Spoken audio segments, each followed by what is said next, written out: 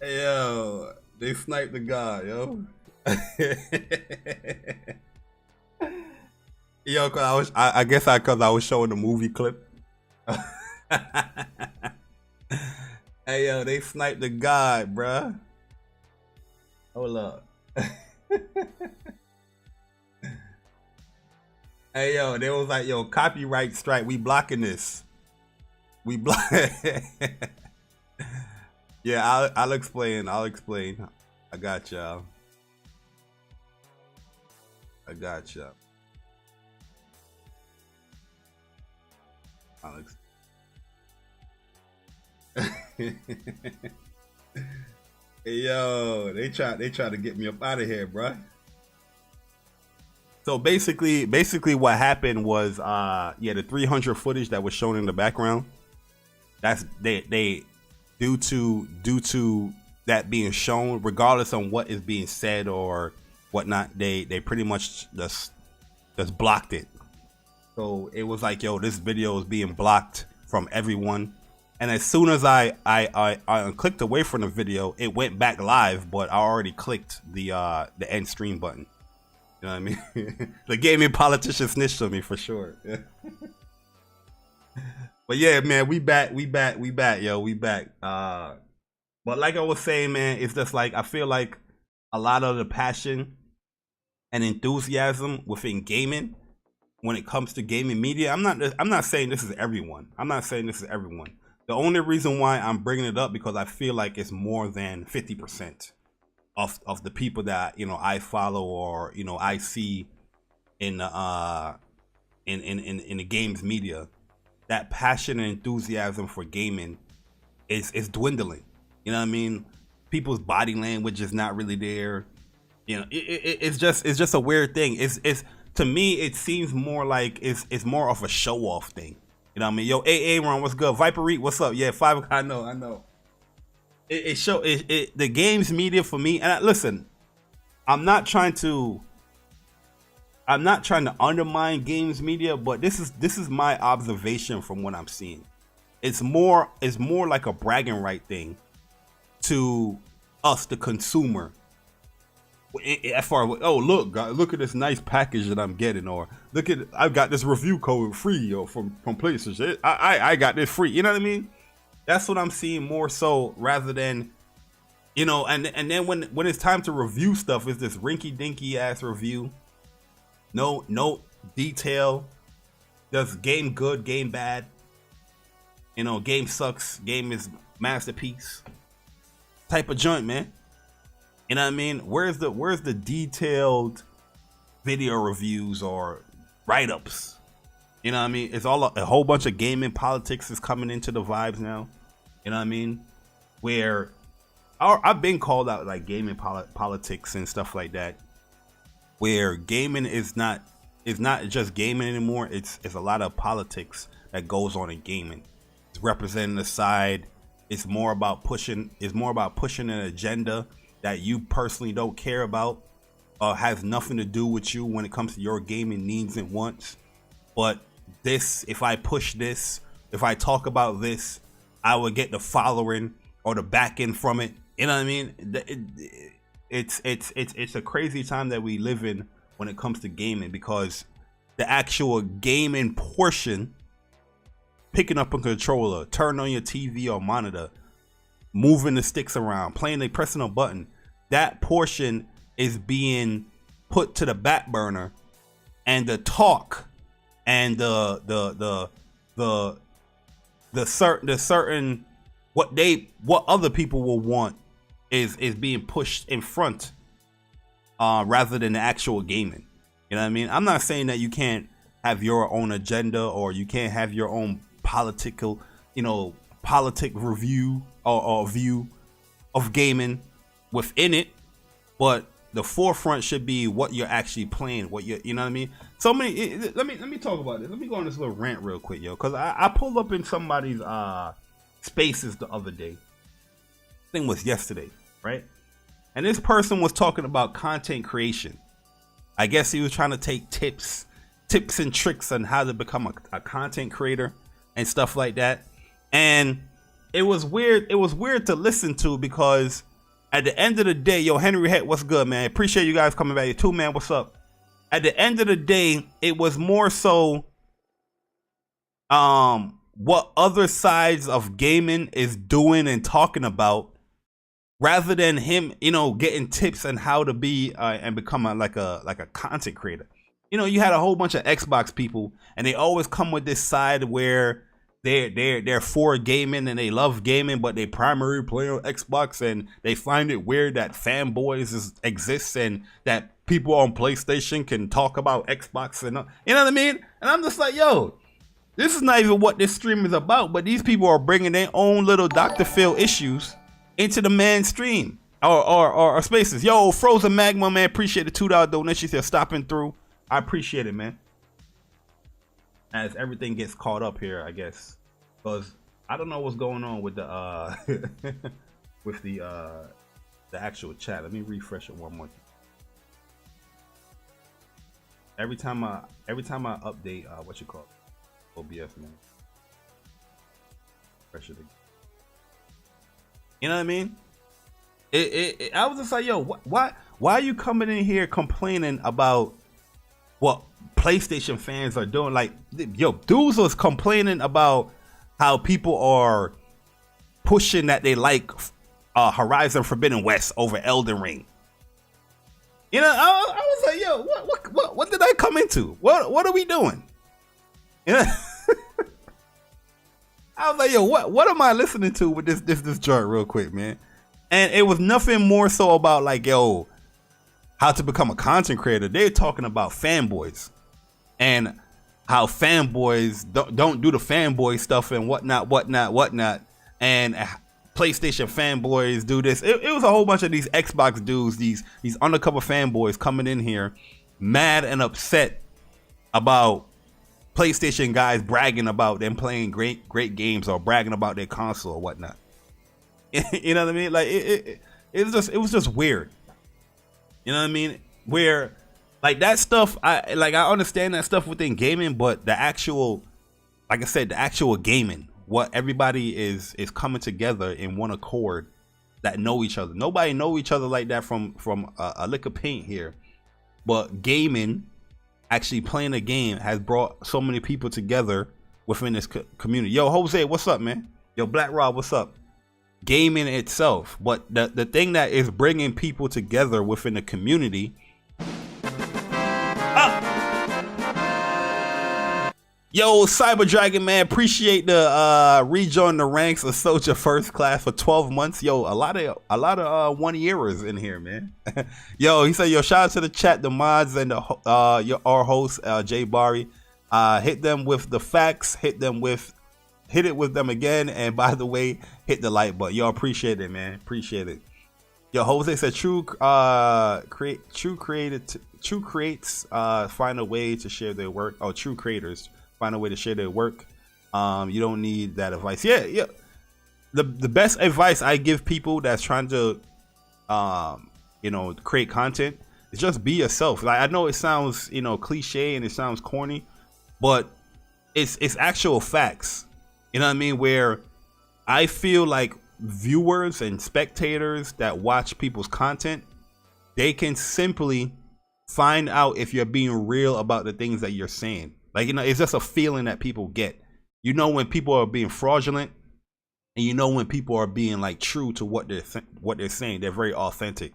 And when people can realize that you're true, that's when people start you. That's when you start really getting a following. You know what I mean? Having commonalities as far as what you like in gaming and stuff like that, it's a positive thing. Like, people look at that, echo chamber and fanboys, because they like this one console. They talk about this one console or this game. No, that could be a good thing. That means people coming in one accord to talk about the things that they like. I don't see the issue with that. You know what I mean? When it comes to actually creating content or growing or whatnot. But if you have some type of differences within this community, you're quickly associated to be a fanboy. You know what I mean? Like, if you don't like Crossfire X, you're a fanboy. If you don't like Halo, you're a fanboy. If you don't like Horizon, you're a fanboy, which most women do. Like, I let people know, like, yo, I have a biased perspective when it comes to gaming in general, where and that's based off of my experience though. My experience hasn't been as good when it comes to Xbox, like how it is with PlayStation or Nintendo or something like that. So yeah, like the stuff I talk about is talking about my experiences with Xbox or my experiences with PlayStation. So yeah, it's gonna come off as like it's biased, but that's just what it is. You know what I mean? Yo, Strictly Gaming, aka Strictly with the $4.99, say, yo, people need to just be themselves and don't do it to be the most popular content creator. Do it because you enjoy the topics. It has to be genuine. Yeah, like a lot of people don't want to talk about certain things because it's not popular. Like, you know what I mean? I don't give a damn about that, if something is popular or not. Majority of the content that I put up here on this channel, I know it's not the popular thing, but that I don't give a fuck. You know what I mean?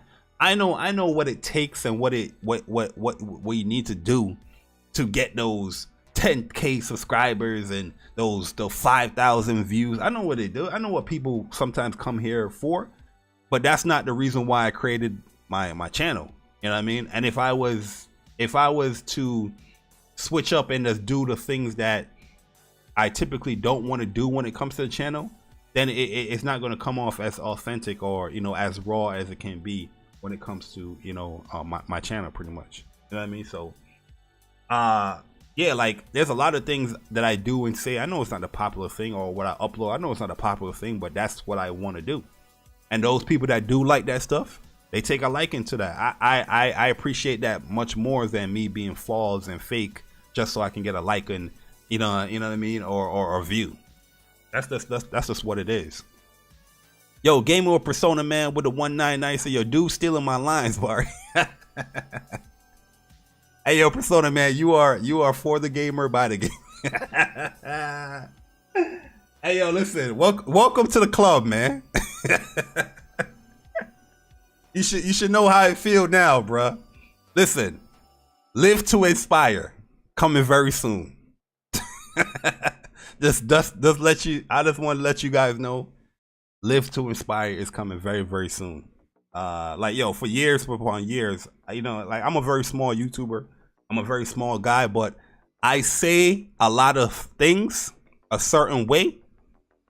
You know what I mean? I say a lot of things a certain way where I know if somebody say it or they try to do some type of, you know, rendition of it, I know where it comes from. You know what I mean? Because nobody is saying certain things the way how I say it or how I do it. There's a lot of things that I'm gonna be cocky for a fucking second. There's a lot of things on this channel that people are doing now today based off of what I said or did on this channel. Huh? There's a lot of things, a lot of sayings out here that people use comes from this channel. And I'm not, I promise you to God, I'm not even lying. There's a lot of things. Go check the history. You might could go on my channel and type up any quote that you see here in gaming, and you're gonna find that shit here on the channel. Guarantee. People know the facts. They know the vibes. There's a lot of shit that's going on here. So that's why I said, like, you just gotta live to inspire, man. At the end of the day, you know, I'm flattered by it mostly. You know what I mean? But the thing is, I like what people do, and I like people that's being genuine, where they actually announce or say where it comes from. I feel like that's just a respect thing. You know what I mean? That we always did. You know, just growing up. Like if I'm saying something from somebody or doing something for somebody that somebody did before me, I'm like, yo, this person did this. This is where I got it from. Blah blah blah blah blah. You know what I mean? So it is what it is with that. But yo, No Cap Podcast in the building. Yo, sick man, appreciate the $19.99, Mr. iPhone user. He said, yo, shout out to the man Barry, man, someone who has literally supported me on multiple fronts. Take this small token of appreciation, brother. Yeah, I appreciate it, Sick, man. Yo, Sick, me and Sick go way back like a wave cap. You know what I mean? For years, man. For years upon years, yo. You know, me and Sick been cool. You know what I mean? And yo, Sick is a cool dude, man. Like, people like that, I'll support all day, any day, man. Persona, that's my brother from another mother. I support people like that all day, every day. My man Strick, you know what I mean? I met Strick through, I think it was Modern Warfare. I met Strick. Steel City. But I said, fuck that. We calling you Strick. They don't know the origin, Strick. Huh? They don't know the origins. I was fucking this man name up left and right. He's like, yo, what's your PSN? Steel City. I said, fuck that. Strictly. My man used to come in here with his real name, David Gay. I said, AKA Strick. Listen, man. Like I said, I'm a small channel, but there's a lot of impact that comes from this channel. The people know the vibes. That's why I always say with my YouTube channel, it's like an archive. You know what I mean? It's an archive. I upload shit, I say shit because I want it archived. So I can go back and be like, yo, you remember when I said this dumb shit? You remember when I would say, oh, what? You know what I mean? Well, nah, man, shout out to you guys though, man, for real. What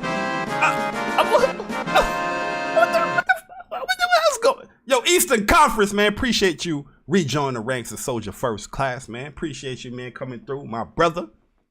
But yeah, man, we talking about this games media. I'm not going to show the clip anymore because I don't want the junk to get demonetized or to get blocked. But we had this one fella right here. You know what I mean? I don't know if this dude worked in the industry or he used to work in the industry. But this Mike Ross guy, or Mike Rose, he pops up once again within the gaming community because of the dumb stuff that he's saying. Yo, True Bleed, what's up, man? Yo, host says that you guys are genuine and that will have lasting power over the clickbait content. Yeah, that's a fact. That's a fact, man. Yo, Lionel, what's good, man? Yo, Lionel say, yeah, I remember first meeting Strictly, aka David. Yeah, yo, my man, yo, that's how you know David is a good dude, or he's a dude that is very like real, because my man came in here with his government name. You feel? He came in with his government name. He ain't give one flying fuck. He was like, yo, I don't give a damn if people know my name. This is me. My man had his whole government name on his YouTube, bro. I was like, yo, what are you doing, straight? But let me talk this. We spoke about this in What's Up PlayStation. You know what I mean? Because it's baffling to me that the gaming media, journalists alike, aren't accountable for each other, right?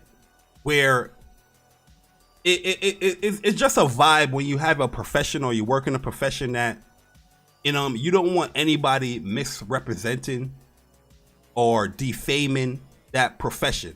You know what I mean? Like it's just something that goes with you. You know what I mean? Where if somebody bashes or say something against, you know, what you do for a living, you know what I mean? You're gonna be like, nah, it's not like that. We don't do all of that. You know what I mean? But it's funny that when it comes to gaming, everybody is just so accepting to everybody's like opinion when it's stuff that can legitimately hinder or defame your profession. Yo, Titanfall Princess, appreciate you coming through in the chat. What's up, Nancy? Yo, Lionel, what's good, man? You gotta respect that. Yo, you gotta respect that. With somebody coming like that, Lionel right there as well. I know why Lionel's saying that. Lionel right there. You can tell he a genuine dude too. My man came in here with his government. You feel me? Not a lot of people gonna do that. But it's funny that when it comes to gaming, that you have people like this that could just willy-nilly type up on Twitter and say what the hell they want to say. Yo, Philip said, what's good? Jackie, what's up? You know what I mean? And not have anybody be like, yo, you telling me you worked in this, you worked as a games reviewer, and you in the 8 years of reviewing video games, you finished about 10 of them? I mean 10% of them? Like, you think a tweet like that is going to be like, yo, I want to become, you know what I mean? Like, yo, this is great for game reviewers. You know what I mean? This is a great profession. Like, you think this is going to uplift or push what you do or highlight what you do in a good light. To me, I was like, yo, this in my opinion, I thought dude was trolling. And until he followed up with this joint right here. If you play 80 hours of a game for review, I hope A, you're being given ample time to get through it. B, you're paid thousands. You see, you get what I'm saying? Like the money is gonna come regardless, right? You have a job, your money is gonna come. But the fact that it's something like gaming, like a hobby, like that, you know what I mean? Like, to me, this doesn't match up, especially when you have this first tweet. It just don't sit right with me, because I know that you had 500 something likes here. You had a whole bunch of people quote tweeting because people was like, "What the hell is wrong with this dude?" But you have colleagues, you have people that you're friends with within this industry that do the same shit. And then when I scroll down here, I don't see nobody. I don't see nobody that has any type of influence. You know what I mean? That have some type of somebody that's reputable, that's in here, be like, yo, we detest this. You know what I mean? Nobody's addressing it. Look, it's all gamers. This is why I put up that video. You know what I mean? The gamers are the one that's showcasing the passion. This is not passion right here. This is just like, yo, I'm trying to get a quick buck. And while getting a quick buck, I ain't even gonna do the job properly. You know what I mean? That's what this is. Why try to look? There's nobody in here. I don't see no blue checks. Everybody just gone. I'm out. You know what I mean? It's all gamers in these comments. All gamers. You not see one blue check yet. This dude is a blue check. He's a blue check. Oh, right there. There's his name right there. He's a blue check. Boom. He's verified. But not one of the blue checkers in this mob. Like, yo, we detest this. This is not what we do. Or if we do this, we'll let people know. I don't know this dude I don't know this dude. I don't know if he's letting people know that he didn't complete the game. Like, at the end of the day, it's just like, yo, how as your profession, as your career, you can get away with so much of half-assing your job. You know what I mean? Like, yo, it's not like I don't know if these people have other jobs, but they're not highlighting that. They're highlighting that they're a game reviewer, or I am a content creator, or I'm a game influencer, or blah blah blah, whatever it is, right? But they have so much damn excuses not to do their joint. You want the profession, you want the title, but you don't want to do the job. You know what I mean? How many times have we sat down here and we see all these game influencers, these big YouTubers out here that's like, oh guys, woo, oh man, what, I gotta play Elden Ring? Oh man, oh, that's gonna take a lot of time. What? I gotta play Horizon. Oh my god, I put 30 hours in the game. Jesus, I'm not even halfway done with the game. How long is this game? What is going on? Oh my god, this game is too long. Oh my god, I'm just a game reviewer that's, I took this job, and I took this project to review this game, but oh my god, it's just taking too long. What the hell is going on? But they're not afraid to tell you, subscribe, donate, become a member. You know what I mean? That shit ain't half-assed. They got the best fucking emotes, the best graphics, the best overlay. they ain't half-assing that shit. You know what I mean? Motherfuckers got the best lights in the background, the best setup. You know what I mean? The best TV, all of the icing. But the cake, you got all icing and no cake. You got all cherries, sprinkles, all that shit. But the actual substance, the cake, ain't there because you half-assing that shit. You telling people like, yo, 8 years, I ain't beat these motherfuckers. 8 years, I only beat 10% of these shits. He's talking about the games he reviewing. In general, I'm pretty sure in 8 years, if it's just talking about games in general, as far as it's beating, this shit would probably be like 2%. A lot of people in gaming, man. You see how people are so quick to put a score on an impression. Motherfuckers be playing 2 hours. This is why I got on people. You know what I mean? Let me see what I did this, yo. When I did this goddamn video. I did this video like a couple of months ago where I got on gamers because I was sick and tired of seeing actual gamers critique game reviewers in the game industry holding up this standard for them, but on the flip side, you're doing what they're doing. Where people would be like, yo, I played like an hour of Deathloop, and I'm giving that joke like a 4 out of 10. What makes you different than the people that you're bashing? The reviewer. If you want to see a standard, you got to uphold that standard within yourself as well. To showcase like, hey, this is how I'm doing it. This is how it should be doing. You should be doing it because you're actually completing the game to its entirety to actually speak on it, not giving these impressions and passing them off as reviews.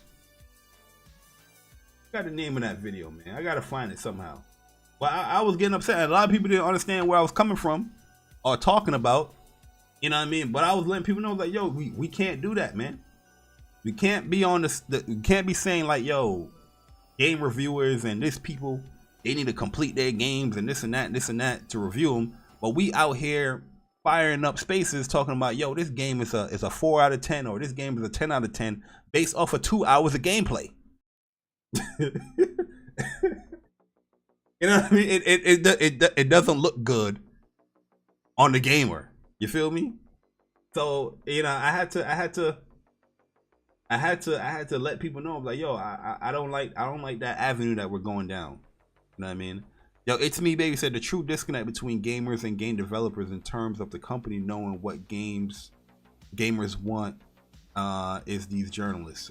Yeah, like a lot of companies look at these journalists as far as what they're critiquing and how they're going to go forward when it comes to their game. Like a lot of things that Horizon Forbidden West, you know what I mean, done is critique that gamers had and you know the industry had as well. Guerrilla addressed it, fixed it, but guess what? They still have issues. You know, the climate is better in Forbidden West than Zero Dawn, but the climate ain't good. It's just like, yo, it's just a weird part of we in gaming, bro. It's just a weird joint, yo. You know what I mean? The combat is better in Forbidden West, but you don't have to do half the things that they're teaching you. In a lot of games, you don't have to do half of the things that they're teaching you. But if you want to fully dive into the game and have fun with it, all the mechanics that they're giving you, you're gonna do it. No different than a fighting game. You don't have to do all the you don't have to learn 16 combos in a fighting game. You know what I mean? Most likely, most people gonna be doing 2 or 3 combos. You know what I mean? But the fact that you have those other ones in the tuck, that makes it more fun. Like, yo, I can unleash this whenever I want. You know what I mean? Like, yo, this shit crazy.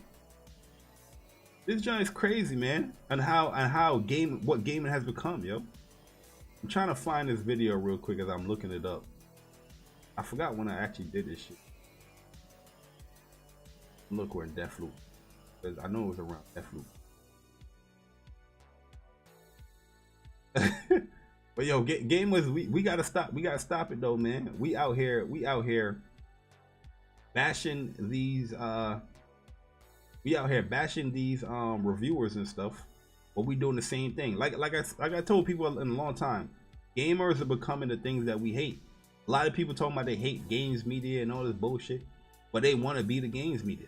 They want to do everything the games media do and want to get everything the games media get. You know what I mean? You know what? I look for another time. I look for it. Did I even tweet this out? I don't know if I even tweeted this video out. Let me tweet this out real quick. Get some people. We gonna go in, man. We gonna speak from the heart today, because there's a lot of bullshit going on. But before we get back into the games media, because I'm gonna highlight that when other people come in, whoever wants to come in. But I gotta highlight the fact that PlayStation is on an all-time high right now. The PlayStation 5 gaming on that thing is just immaculate. It's just listen. I find it hard to believe that there's a lot of people out here that claim that they love gaming. They love every aspect of gaming. Have a PlayStation 5, but still deny to play on the PlayStation 5. And there's people out there like that, where you have games like Seafood, Horizon, Gran Turismo dropping, Babylon Fall, Stranger, all these joints that's dropping on the console. And people will be like, yo, my PlayStation collecting dust.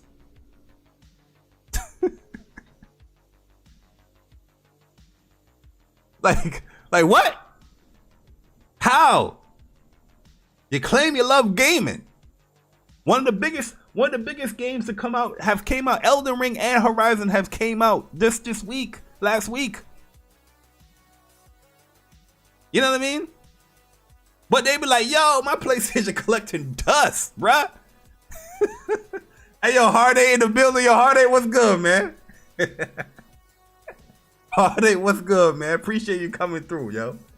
You know what I mean? I just don't get it. Like, listen, I know I'm a PlayStation fanboy, but I'm not gonna sit down here and lie, be like, yo, when Xbox One had Titanfall come out, right?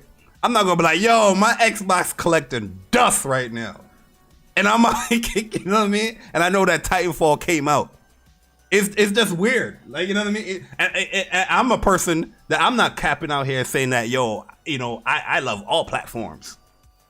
These motherfuckers out here talking about they love all platforms and love gaming.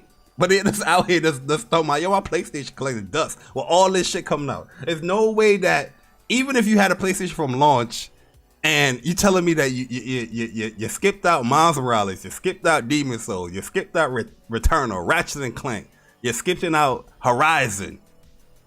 It's just hard to believe. You know what I mean?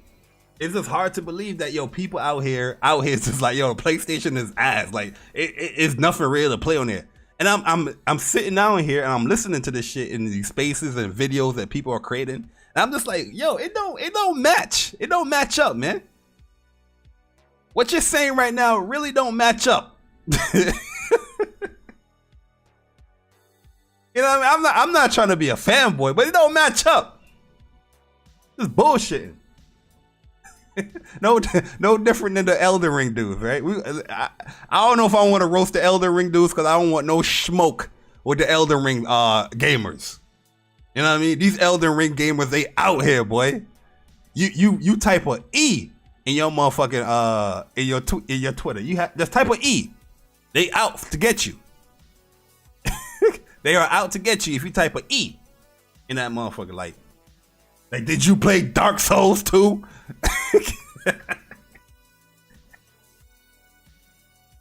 But when these dudes are, talking about Horizon or whatever way, and we be like, yo, did you play Horizon Zero Dawn? They be like, what? Why do I need to do that? Why do I need to do that? Is it that? Hey, these Elden Ring fans, yo, they out here, boy. They are cooking. They are cooking out here, boy. They don't play no games. Yo, Chris heard me say Elden Ring, and Chris said he felt it. Yo, Chris, what's good, man? The second best list on YouTube. Yo, Ghost in the Shell, what up, man? What up? Yo, I don't want no smoke with these Elden Ring dudes, man. I don't want no smoke. You know what I mean? Yo, real talk, it seems like a lot of people that aren't that don't play like Souls games. Like, I'm seeing a lot of people like they actually conquering Elden Ring. You know what I mean? I'm seeing these motherfuckers on the horses, but they conquering Elden Ring. For years, I've seen people be like, yo, this game is hard. I don't play the Souls genre. I can't play the Souls genre. The Souls genre is ass. It's cheap. But they picked up that Elden Ring, boy. I'm seeing people putting up their armor like, yo, look what I got. I'm like, yo, what happened? Did you just learn it? Did you just learn the game like that? Like, what's going on? Shit crazy. People getting nice, yo. Is the Souls getting easier? Y'all gotta let me know, man. Y'all gotta let me. I only put like 2 hours in Elden Ring. I don't know if I put 2 hours in it, but I'll be honest with you. Like, I agree with Hard 8 right here. Like, I put out on Twitter, like, yo, 60 frames on Horizon Forbidden West is a different ballpark than the 60 frames in Elden Ring. Like, I'm not even gonna hold you, man. Like, after playing Horizon for all that hours, I put like 100 hours in Horizon, and I just come to Elden Ring right after that. Yo, I was just like, yo, this look a little choppy. Like, is it frame pay? I felt like I became a PC gamer. You know what I mean? I feel like I'm putting a PC gamer. Like, yo, I see the frame pacing. Yeah, I'm over here panning the screen. I'm like, yo, there's a drop right here. Yo, look at the screen tearing right here. What the fuck? What the hell happened to me? You know what I mean? That's what happened when you play a great game like Horizon. You come to Elden Ring, which I'm not saying is a bad game. I like the Souls game. I like the Souls stuff, but I feel like for me to really play that, it got to be optimized a little bit more, because like I'm playing it on my TV, it looks choppy. Like I'm panning, I'm moving, it runs choppy. Then I play it on my monitor to see if the monitor going to freshen up stuff. I'm like, nah, it's still a little choppy. Yo, Jazz, what's good, man? Yo, Chuck, what's good, bro? Shout out to my bro Chuck in the building, man. But yeah, man, like, there's a lot of games that's out here, and I find it funny that people are like trying to bash PlayStation and Horizon, while PlayStation 5 is like the only platform where you can play all the shit you praising on top of Horizon and then drag through. You know what I mean? Like, listen, take it from a fanboy, yo. Sometimes you gotta pick and choose your battles. You bashing PlayStation 5 isn't that right battle right now, man. You know what I mean?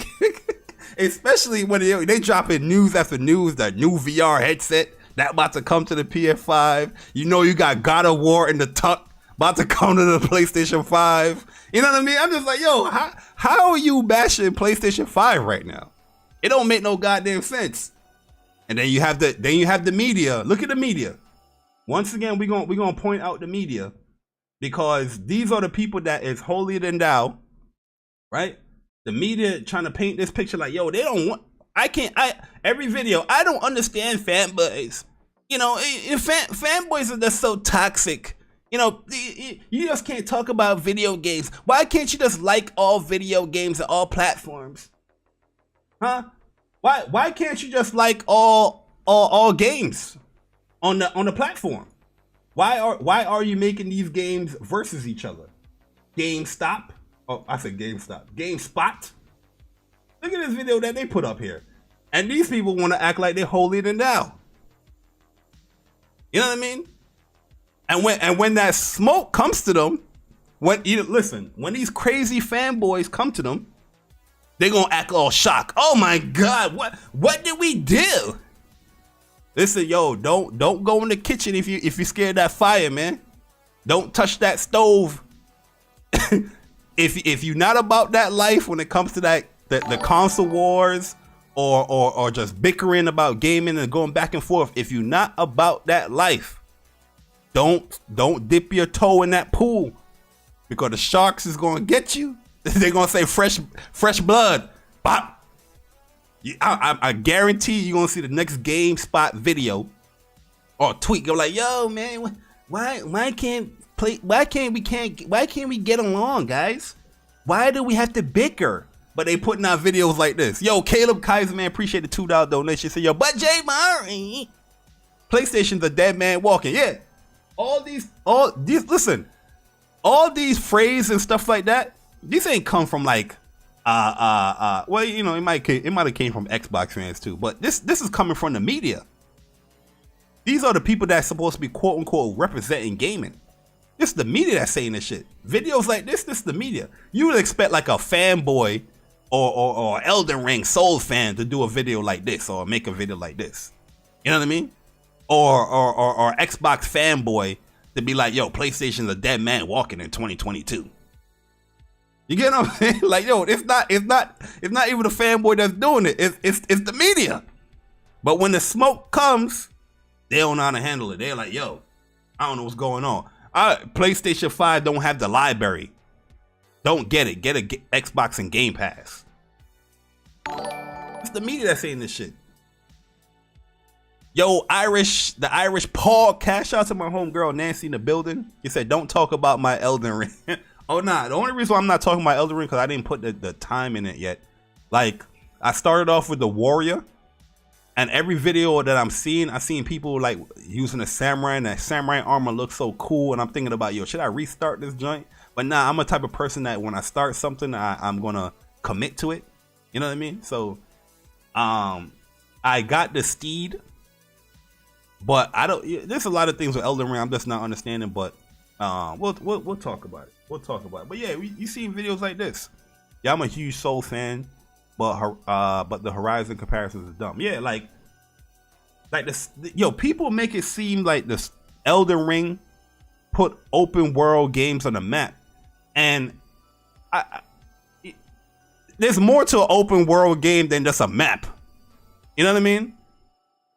That you already could put waypoints in open world games. You know what I mean? You can put a check marker and all that stuff there. Like, you know, I'm not seeing it. I'm gonna be. I know I'm early.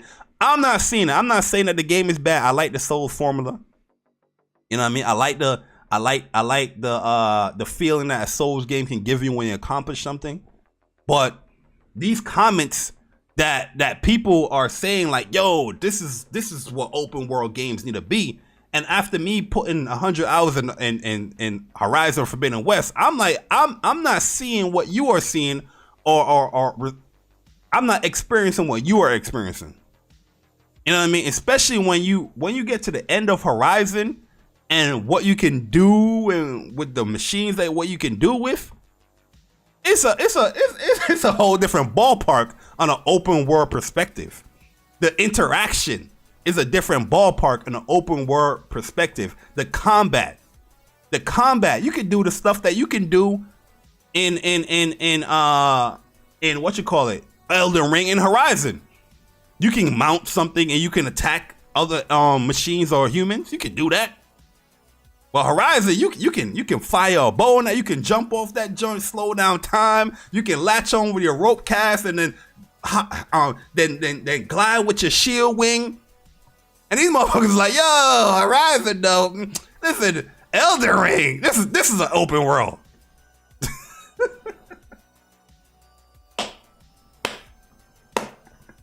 I'm not seeing it, dog. I'm gonna keep it. I'm not trying to bash Elden Ring, yo. I'm not trying to bash it. I'm not trying to be the contrarian. I'm not trying to be the person that goes against the grain. You know what I mean? But I'm just like looking at what people are saying and associating it with my own experience. I'm not seeing what you're saying. You know what I mean? Like, yeah, I'm seeing that a Souls game is great. You know what I mean? You have so many different options as far as how you can go into combat and what you can equip and what status effects does and all that stuff. Yeah, it's cool. But yo, you have that in other games too. You know what I mean? These motherfuckers, yo, one thing before I move on, because we're gonna do the Horizon and Elden Ring comparisons, which I find is weird, but we're gonna do it because this is what the media wants to do, right? A lot of people that's loving Elden Ring for the difficulty, ask them, what difficulty did you play Horizon Forbidden West in? I'm pretty sure majority of these reviewers is playing this junk on normal. Huh? Yo, Rob, what's good, man? I'm pretty sure a lot of these people are playing this joint on normal difficulty. Breezing through the game. They didn't even up the notch to hard or very hard. That's normal difficulty. A lot of these people ain't even doing the hunting grounds. The arena, they're not doing none of that shit. But they be like, yo, you know, I can respect Elden Ring for being difficult. But just 2 weeks ago, you was bashing Sifu for being difficult. But Sifu's not even that difficult. Matter of fact, Sifu is not a difficult game. You just got to learn the game. But the things that they say about, yo, I seen the Kind of Funny video. We got to post that up, man. Let me find a Kind of Funny video real quick, yo. Let me find this video. Let me refresh it. Why this chat is mad slow, bruh? I don't understand. We'll find a Kind of Funny video, yo. Whoever have that Kind of Funny video, post it up. Post it up, yo. Post it up for me real quick. Because my man was on here, was like, yo, yeah, with Sifu, I didn't want to learn the game. But with Elden Ring, you know, man, I got pleasure from learning the game. And yeah, because I'm biased. What the fuck? How do you think that was going to go? You know what I mean? Like, you think people was going to respect that comment? You think people was going to be like, whoa, oh my God, yo, thanks for being real. That's when going real goes wrong, because you're not being truthful when it comes to the other games, or you're not applying the same type of thought patterns when it comes to the other games. Returnal's another one too. But people was like, yo, Returnal need an easy mode. Save states. They would say all this shit, yo, about Returnal. It was like, yo, I'm not playing it because of this and this and that. But when it comes to Elden Ring, it's like, yo, you know, I just love the fact that with Elden Ring, it just punishes me. Elden Ring punishes me, and oh my God, I feel it in my bones when it hit me with that big ass sword, and it just oh my God, I learned that I have to dodge. I leaned to the left stick and I pressed circle and I dodged. Oh my God. But I just couldn't understand why there's so many bullets coming at me in Returnal. How do I stop that? How do I avoid it? I don't want to learn it. It's just crazy, yo. Let me get y'all in here, because I know the chat is going off. I see my man Chris. You know, Chris gonna slap y'all up with that Elden Ring. But yeah, I to be honest with you, maybe I'm getting old, but I couldn't do the whole back and forth Elden Ring and Horizon, because yo, like I said, when I completed Horizon, I went right to Elden Ring, right? Matter of fact, no, Elden Ring came out like on what's it, a Tuesday? It came out early. I know I was playing it early or something like that. I don't remember. It was like 12 o'clock when I played Elden Ring, right? Matter of fact, yeah, it was 12 o'clock on that Friday when I played Elden Ring. So I booted it up, and I was just like, yo, I'm out here pressing Horizon Forbidden West. Like, the layout was like, I was thinking like Horizon Forbidden West. I was pressing square. I'm using a flash when I'm not supposed to use it. I'm over here pressing L3, right? So thinking that I could run, but then I'm crouching, I'm messing up. I'm just like, oh man, I can't play this right now. So I couldn't go back and forth, you know, me playing these games like that. I don't know. Maybe I'm getting old. Maybe I do have the BG syndrome. But yo, shout out to Gaming with Persona, man. Shout out to my bro Persona with a 199. Said these journalists are compromised. Tragic. They are. I agree 100% that they are, bruh. Let me come up in here. My G, what up, Chris? What's happening? Yo, what's good, Strick? Yo, Chris, what's what up? What's going on, Jay Barry? What's going on with y'all, man, on this? Is this today Tuesday? It's Tuesday afternoon. Yo, Roxas, what's good, man? Yes, sir.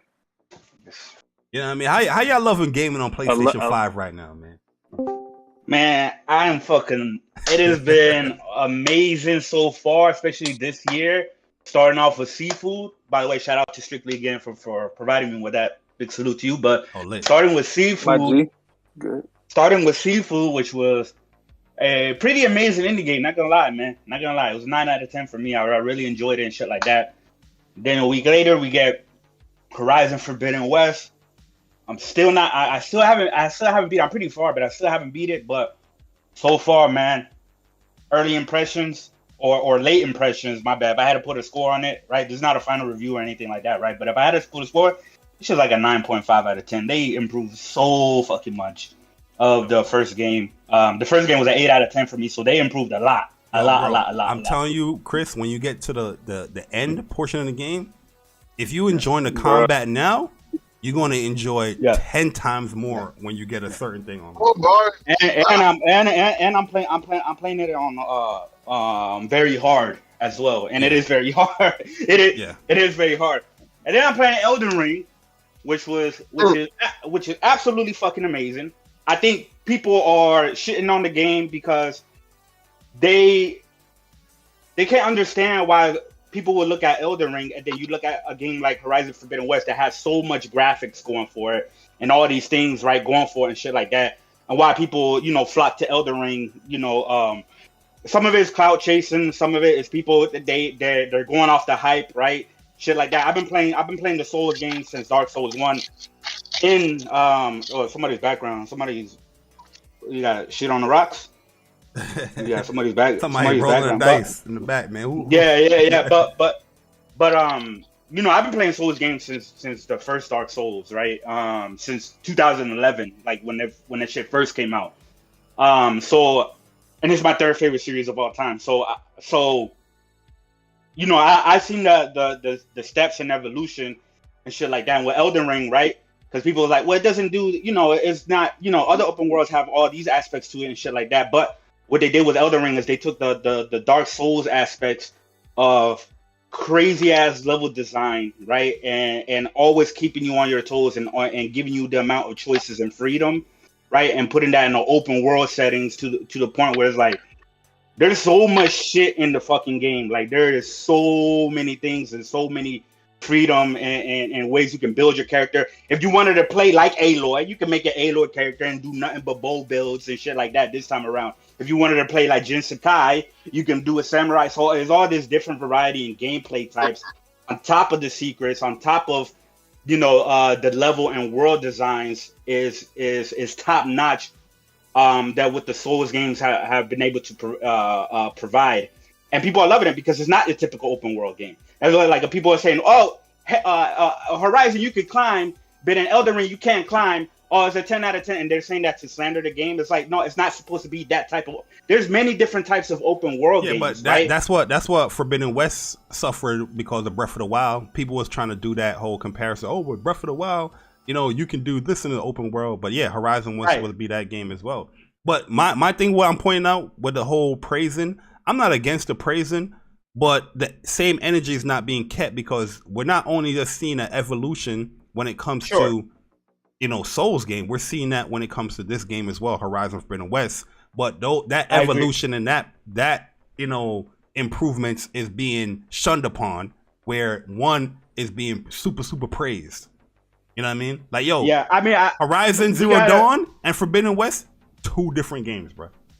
Yeah, 2 different. But I gotta see the review because a lot of people making general statements. I gotta see if it's the same exact reviewer. Not the same reviewer, but I'm just saying the standard, the overall standard. I understand the difference between you have different reviewers and whatnot, but it's just like bro, a game getting a 97 is not an easy thing in this day and age, right? So that means it is a lot of praise that's going on, but the praise that we're seeing is for the open world on top of the Souls mechanic. But you already have a game here. I'm not saying that Horizon is open, Elden Ring or Souls, but you can make that game hard if you want, if you play very hard, like you said.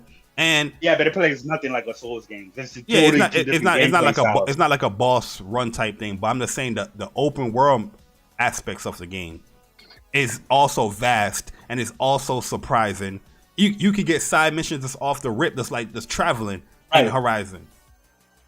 Yeah, no, but like in Elden Ring, it's like the there's two different, just like Breath of the Wild, right? And people compare, and I compared them to in the past only because people pissed me off, and I was like, all right, then come get this smoke, right? So I compared the two in the past, but yeah, but like what Horizon does is they take the modern day open world structure and they elevated it up to 10, right? So it's like, modern day open world, like you get all these check marks and question marks, right? And exclamation marks on the map and shit like that, like Assassin's Creed, right? But then when you do these quests and shit like that, it's just like basic, boring, generic shit. Versus in Horizon, they take that and they times that by 10. So now when you go to these exclamation parts or these question marks, it's something of a significance. It's different every time.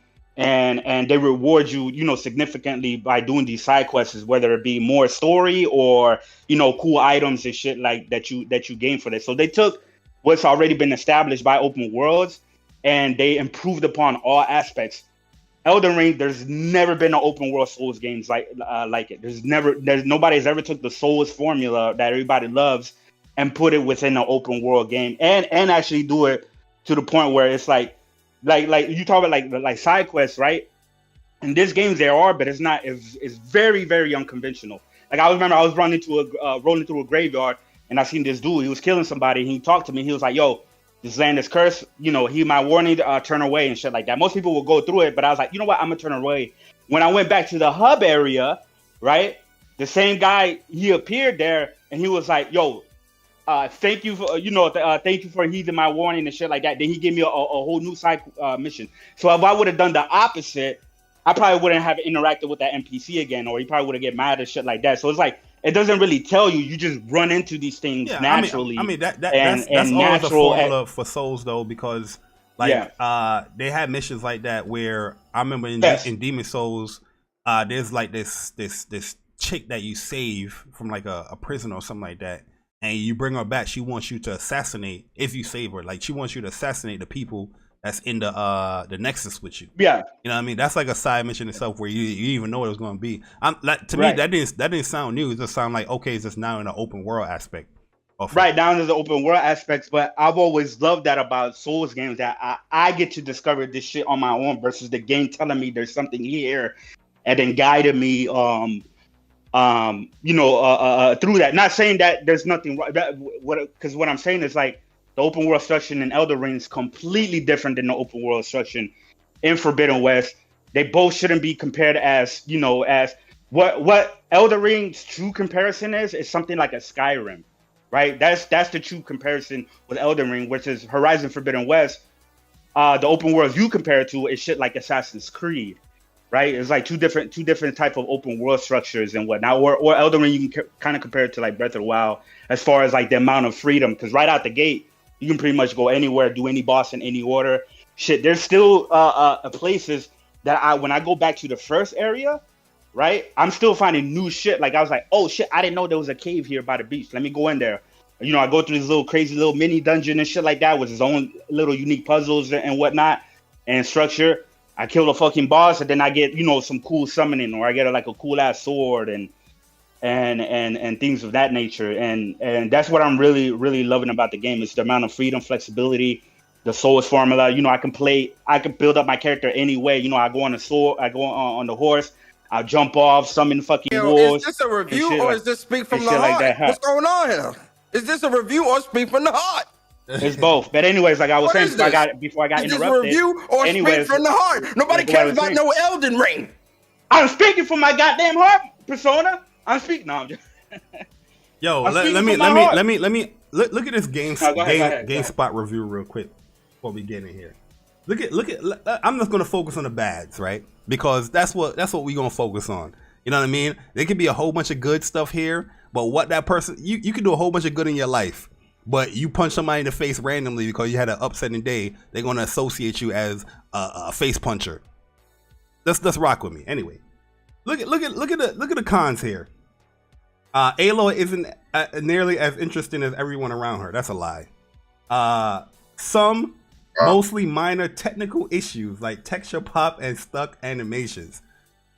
You highlight that in your Horizons review.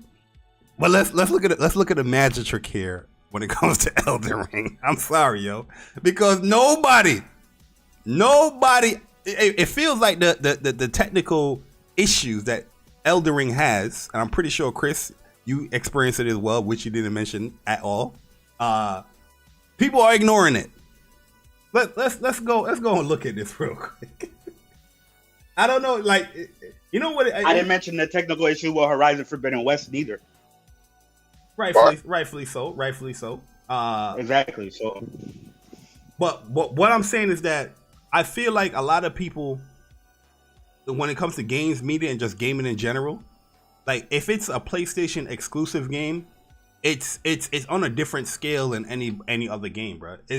I guarantee you, if Elden Ring was exclusive to PlayStation, what Demon Souls got, like a 93, 90, 92? That's what they would have got. It wouldn't got no 97. People would have excused the technical issues with the game. Let's look at GameSpot review real quick. Look at this right here. 10 out of 10 in progress because the motherfuckers ain't beat the game. Right? But here's the bad. Still at its core, a difficult game. Game design with specific kind of person with little in the way of approachability options. That is the cons right there for Elden Ring, a game that they did not finish and is in progress over. But go ahead, man. Yo, we have my man El Matador. I ain't speak to you in a minute, man. Matador, what's good, man? Your persona in here. Go straight. There's a lot of coping in the chat. I will say there's a lot of coping. Yo, talk to them, bro. Talk to them. Yo, stop hating on Elden Ring, man. No, but I will say this, right? The thing is, I see that about Elden Ring, right? I haven't played the game. But the thing is that when it comes to these reviewers, one thing you got to notice, Horizon got 100 plus reviews, and Elden Ring got way less than that. It's gonna have more by the end of the week. People are still playing it. It might not hold that 97. It'll probably drop down to like a 94 when it's all said and done. I don't think it's gonna drop. Are you sure? I just think. I don't know. But at the same time, who gives a fuck? No. Like why? Why people are crying? Like it's not. We're not caring about the actual score. From your point, you're talking about the consistencies and not keeping the same energy. Yeah, that's what I'm talking. I'm talking about the credibility, the integrity of game review. Right, I know, but this wouldn't be brought into question if Elden Ring got an 87. No, it would have been. It would still got brought into question if like you have an open, because the games media is doing a comparison between both games. You see the tweet that they tweeting out. That's them. Yeah. So it still would have been compared. And the Xbox fanboys as well. Yeah, even Xbox fanboys are latched on to anything that potentially makes PlayStation look less than what it is. But they failing at that too. Like I don't know how. Yeah. Like Xbox fanboys, like I told you, you just gotta sit back, man, and wait till E3 or something, bro. Because there's no way you could be bashing play. But go ahead, Matto. My bad. No, you good. No, but the thing is, like, Days Gone got torn apart with all the bugs, all the technical issues, right? Got torn apart. But when it comes to Elden Ring, right, this guy see all these. It's not the same level of issues. So I'm not saying it's the same level. I didn't say that. But I said they still have technical problems. They did say also the same thing with Horizon, like problems like popping in and stuff. But then, okay, they brought it up, right? But when it comes to Elden Ring, they say, oh, you know what? Yeah, we have these problems, but it's fine. It's fine. He has all these issues, stuttering, all this, you know what I mean? All this problems. Even on PC, how about fucking $5,000, $8,000 PC, and still what they got giving him problems. So that's one thing is that the consistency that why some of this journalists, and now you saw there, this guy said, I didn't finish the fucking game, I still get a review. It's like, that's why I'm like, what the fuck is going on? Can I ask you something, El Matador? Because I agree with, like, there's definitely inconsistencies, right? That's 100% like true in the games media. Some games get more of a pass than others, right? But if Horizon Forbidden West got the same reviews, right? It got a 97 on Metacritic, but it had performance issues and bugs right? Would you question the reviewers, or would you not say anything at all? I will keep defending you too.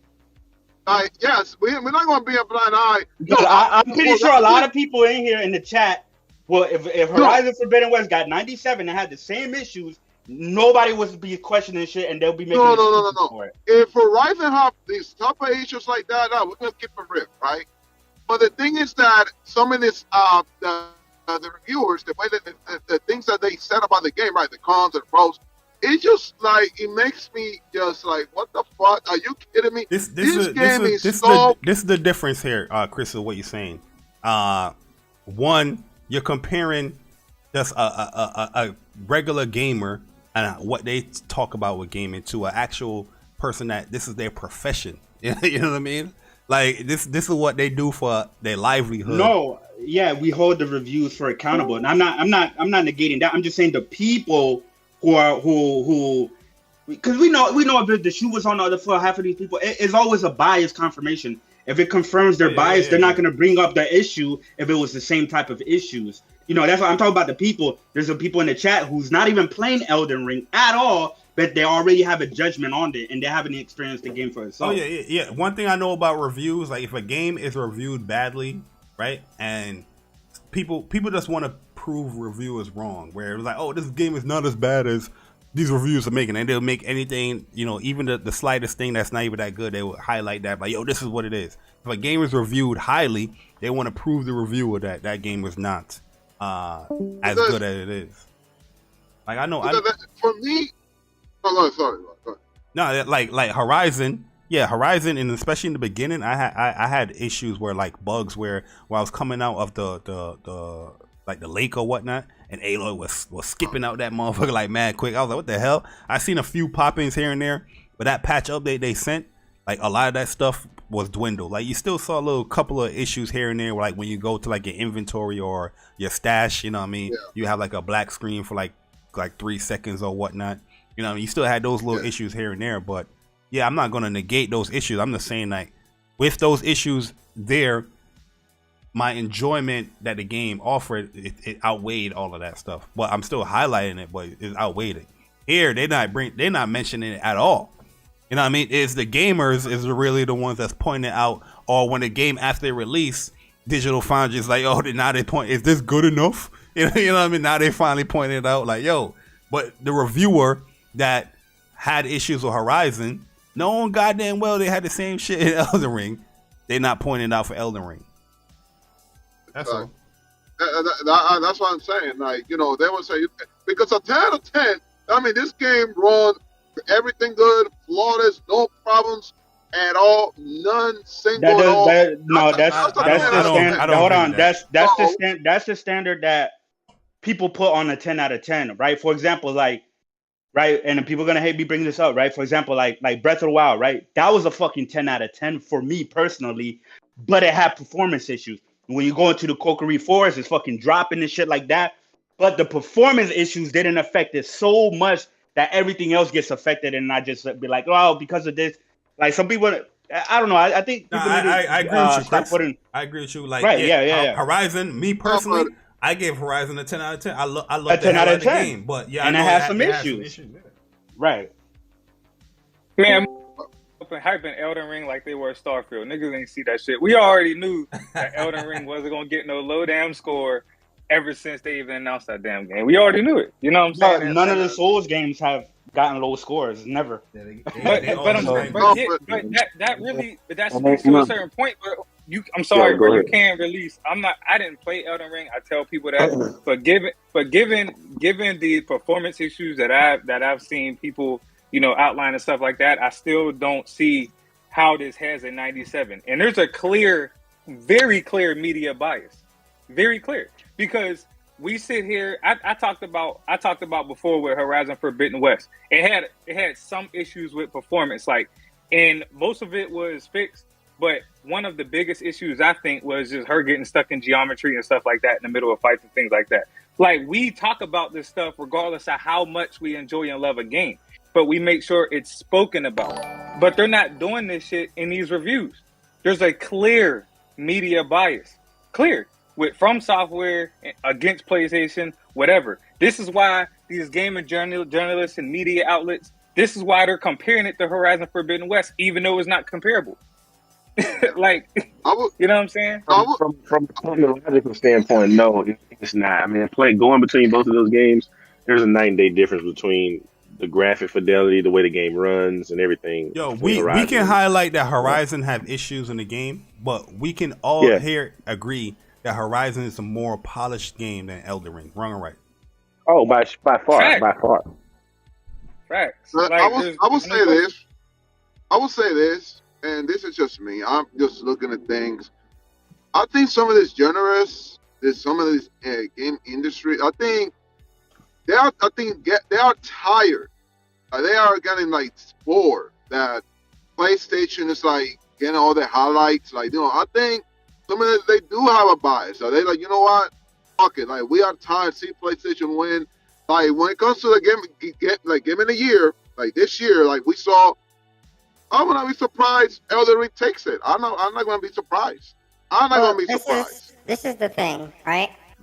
So, when it comes to game journalism, and when it comes to what they're doing in the industry, you know, you have to be grateful. You have to be grateful because they're doing all this work for us to review these games, and you know, put in the work that they put in. They bring us these reviews day and day. It's not about finishing the games, guys. Yo, is this the actual gaming politician or this persona? Because yesterday you was talking in your politician voice and you didn't even realize it at the beginning of the goddamn stream. I'm trying to clarify, who is this talking right now? Oh, this is the gaming politician. All right. And I'm telling you that you need to be grateful that reviewers are actually putting the time in to actually review games for you. You sound ungrateful. You sound selfish. I don't need a reviewer to It doesn't matter. These reviewers are the ones that put gaming on the map. Okay? They're the ones that make gaming mainstream and why gaming is where it is now, where it's become $1 billion industry. You should be kissing the ground that the IGN devs walk on. You should be kissing the ground that the GameSpot reviewers walk on. They made gaming great for us, right? They don't need to beat the games. They put gaming on the map. Show your gratitude. Be grateful. You don't need to beat the games. No, Mr. J. Barry. It's not. I told you before. It's not about beating games. It's not about beating games. It's 2022. Who beats games in 2022? It's not about beating games. It's about being a part of the conversation. Did you play Elden Ring yet? That's a bad faith question. It's about being a part of the conversation, Mr. J. Barry. It's about being a part of the conversation. That's it.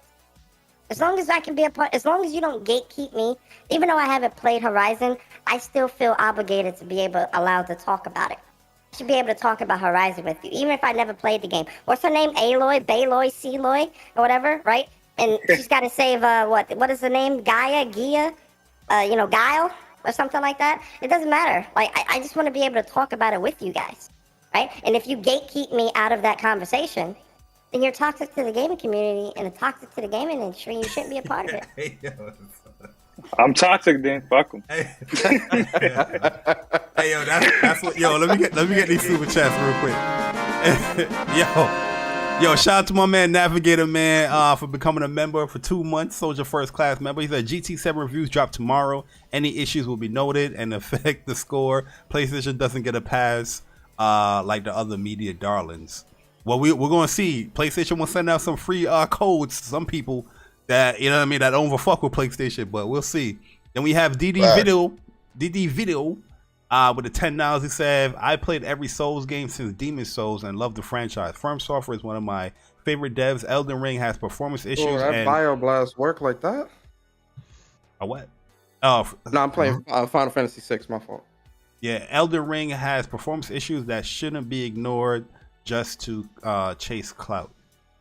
Now, you know what? When it comes, I know we very heated because the only reason why we kind of heated is because the comparison between the two games. Like they're trying to knock one down and put one up.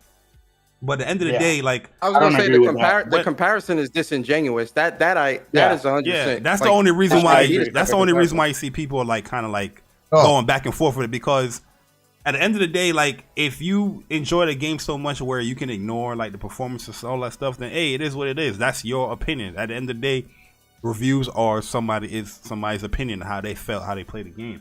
But if they weren't doing stuff like this behind, you know, everything that they're doing, then I don't think most people would give a fuck, be honest, because it's not shocking that a Souls game, a From Software game, like Chris said, is reviewed high. It's not shocking, but it's the after effect of, oh look, Horizon, another game knocking it down. You know what I mean? You know what I mean? Like that's where people's coming up with it. Like, yo, so you doing this comparison? So Horizon, the better open world game, hands down.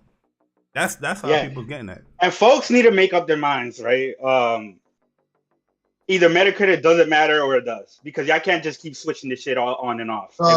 Because 2 weeks ago, Metacritic didn't matter and reviewers were bullshit and Survivor was on some shit, and that's why, you know, Horizon got down to 88. And, you know, the game is fire, you know, is a bias against the game, Metacritic don't matter. Then now, you know. And now they hyping Elden Rings. Exactly, Chris. Now people are hyping Elden Ring, or, you know, getting on the, or on the other side, be like, whoa, it's 97. Like how many people in the chat typed in, yeah, but it gets a 97, it gets a 9. Bro, y'all worry way too much, you know, about this shit, right? And I'm playing Elden Ring. There is performance issues, but to me is really not enough to like take away the overall experience of what I'm getting with the game and shit like that. So hey, yo, I've seen people say they don't care about reviews and Metacritic, but based off the reviews and Metacritic, motherfuckers like, yo, finally got Elden Ring. I see the hype. Yeah, exactly. I'm like, I'm on my Kobe shit. You weren't with me shooting in the gym. You weren't with me in Andorlando suffering and shit like that in Dark Souls 1. Like, y'all just jumping on this hype train. I was saying that, man. It's like, bro, you had people literally copping Elden Ring just based off of the 97. It's like, bro, like, why does it matter? Most of the games, when Metacritic comes out with their reviews and their scores and all of that, I know a lot of us, like, you know, Persona, J Barry, Link, Chris, XYZ, like, we've all already pre-ordered the game. So, like, it's irrelevant. Like, it's good for conversation and all of that shit, you know what I'm saying? But I'm not getting a game based off of a Metacritic score. And it kind of goes, and I'm going to try not to get off topic with that, but it kind of goes back into, you know, the whole reviews and it doesn't matter and all of this. People can say what they want, but it does. I mean, when motherfuckers go into restaurants, what are they doing? Looking at the reviews of the restaurant first? When they get in TVs, what they doing? Looking at the reviews, seeing what the specs and all that stuff is. It's the same shit. You know what I'm saying? So it's a bunch of factors that play a role into someone making their decision. But if I want to play a game, no matter what the Metacritic score is, it's going to get caught. If it's a loss and if I don't like the game, then I'm gonna just take my L. But at the end of the day, I don't mind not giving away, but I don't mind paying money for a game and in exchange for the experience that you're gonna get. You feel me? $70, it goes a long way when it comes to these games. Horizon Forbidden West. Period. You know what I'm saying? So I mean, people just real picky and choosy, you know what I'm saying? They mad inconsistent, and that shit's whack. I mean, simple as that, dog. And part of that's inconsistency is not going to go anywhere. I'm just trying to let people know it's not going to go anywhere.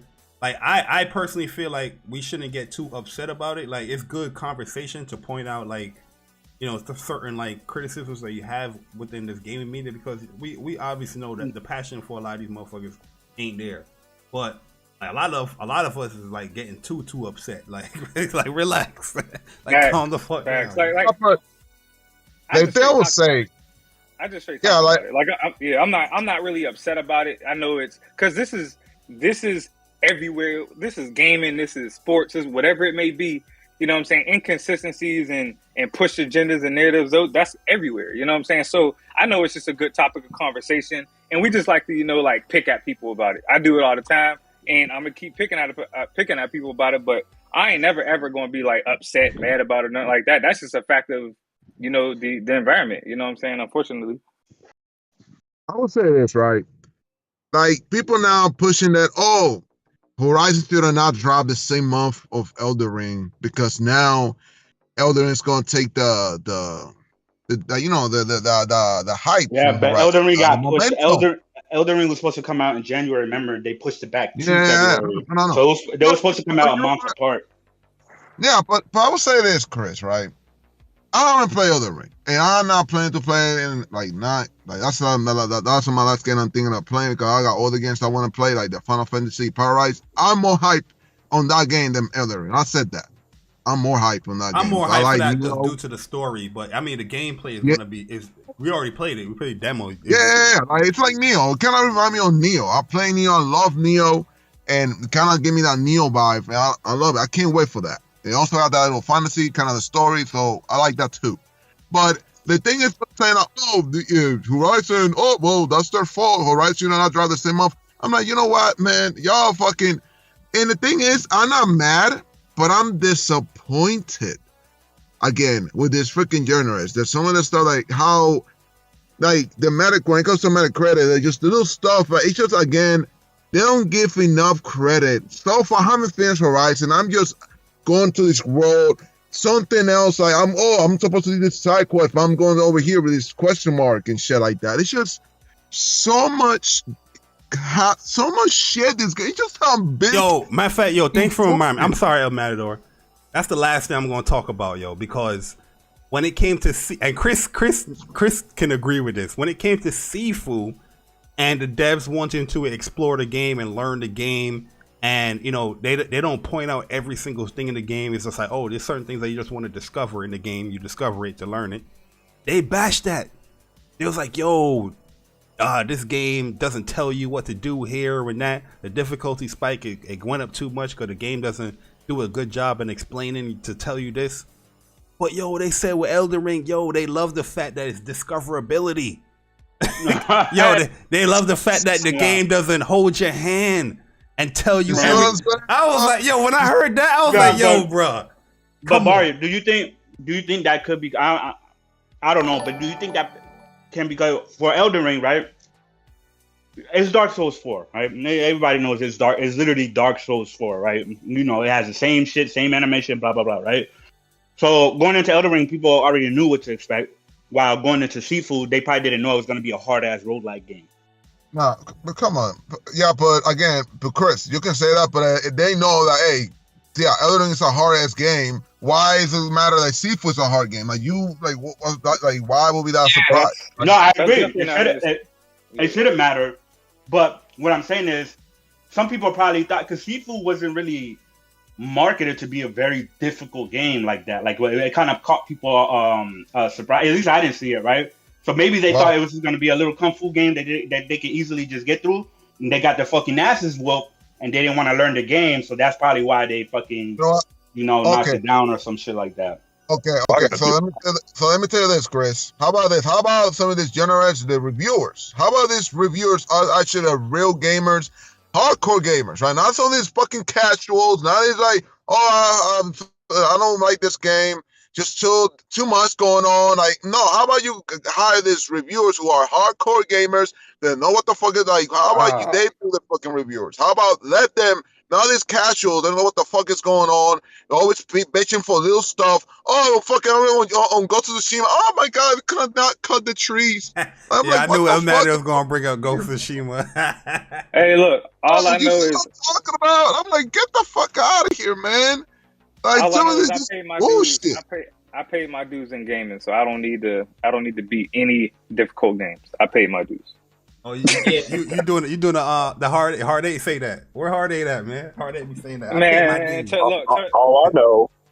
all I know is I felt bamboozled. They got me from software, got me for my $70.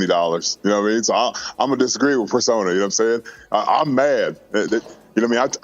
I was hyped for Elden Ring. You know what I'm saying? After playing a game like Demon Souls, and I was like, all right, this is gonna be exciting. So I pre-ordered it, got it. I got the LG screen, get the PS5, I'm ready to go, right? And why it look like I turn on my PS3? Why I play like? I mean, it was for me. I was just like, man. For me, I felt bamboozled. I feel bamboozled. So, all I'm gonna say is, for me, From Software won't be getting any more of my money. So, you know what I mean? Like, I bought this PS5, and I want to be graphically, gameplay. Because every game that we've played this next generation has improved upon its predecessor, has it not?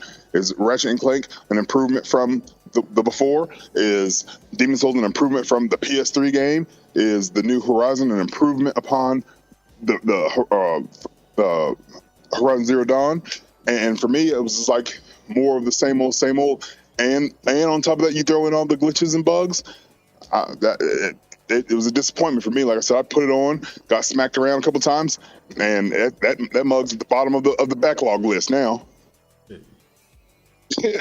Like me personally, I feel like for me personally, I do feel like there's an improvement upon the look of the game, because there is an improvement. Yeah, like at the end of the day, it's a big open world game. I'm not saying that it's not a looker like Horizon Forbidden West, but it does, in my opinion, it looks good. I know a lot of people is like, yo, they say the game look like ass and it looks like PS3. I don't see no, that. it doesn't. It doesn't. Yeah, I'm not seeing that either. It is a huge.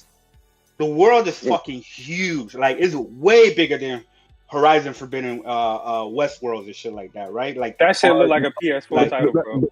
Like that shit. Nah, I highly disagree. I mean, Elden Ring is a PS4 game.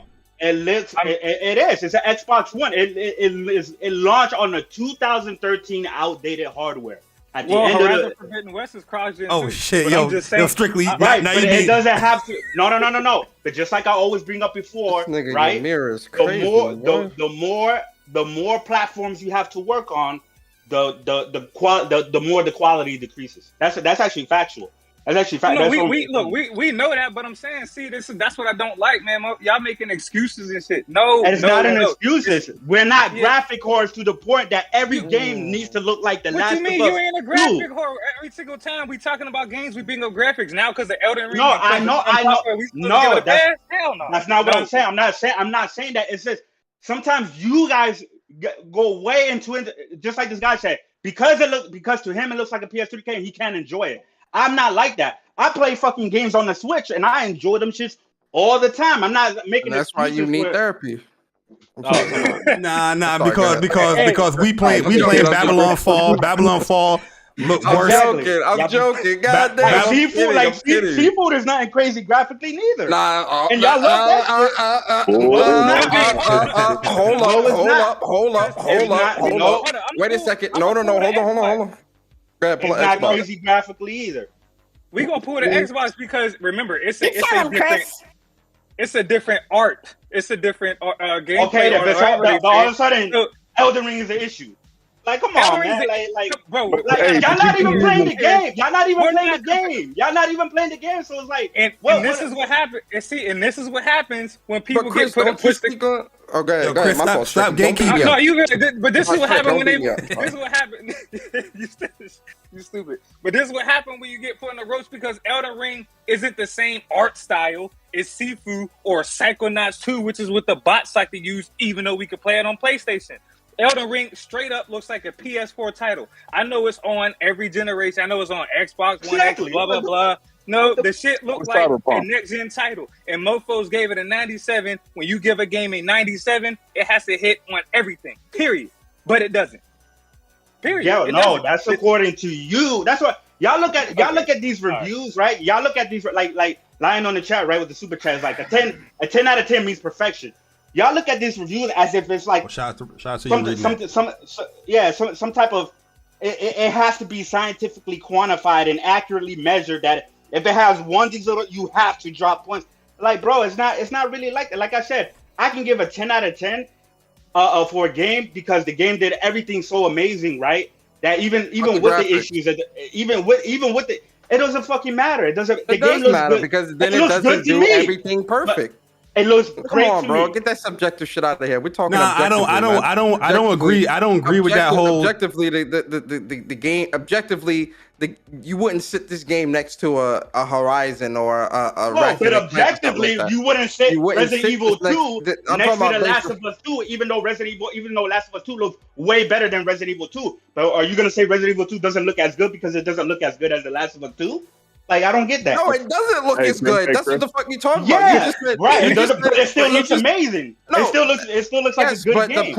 But Resident Evil RE2 that game looks good to the naked eye, right? When you look at something like when you come from a game like Horizon and you go to Elden Ring, and I got the game, Chris, so you can't tell me shit. No, I know the game. Now hold But every game is going to be ruined for you now on. Because they don't look like Horizon. No, every game isn't ruined. What I'm saying is, listen, I'm playing shit like, I just went from Horizon to Babylon Falls. You feel me? And Babylon Falls, it ain't, it ain't no spring chicken. You feel me? It ain't winning no beauty pageant. Elden Ring look better than Babylon Falls. It do, right? So that's not the point. That's not the point that's being made. The point that's being made is when you have a game that like that gets those types of scores and it checks off all the boxes. One of those boxes is graphics and how the game looks and its performance. Graphics and performance are two boxes that also are being checked off, right? And when it comes to a game like Elden Ring compared to other games in the market, like a Horizon or whatever, you're checking off boxes, or you're not even willing to acknowledge those boxes because, oh, I'm having fun, so who cares? Absolutely. The fun is definitely the most important. But then when that same thing happens when it comes to these reviews, don't sit there and try to make it, and I'm not saying you, I'm just speaking in general, Chris, don't beat me up, I'm sorry.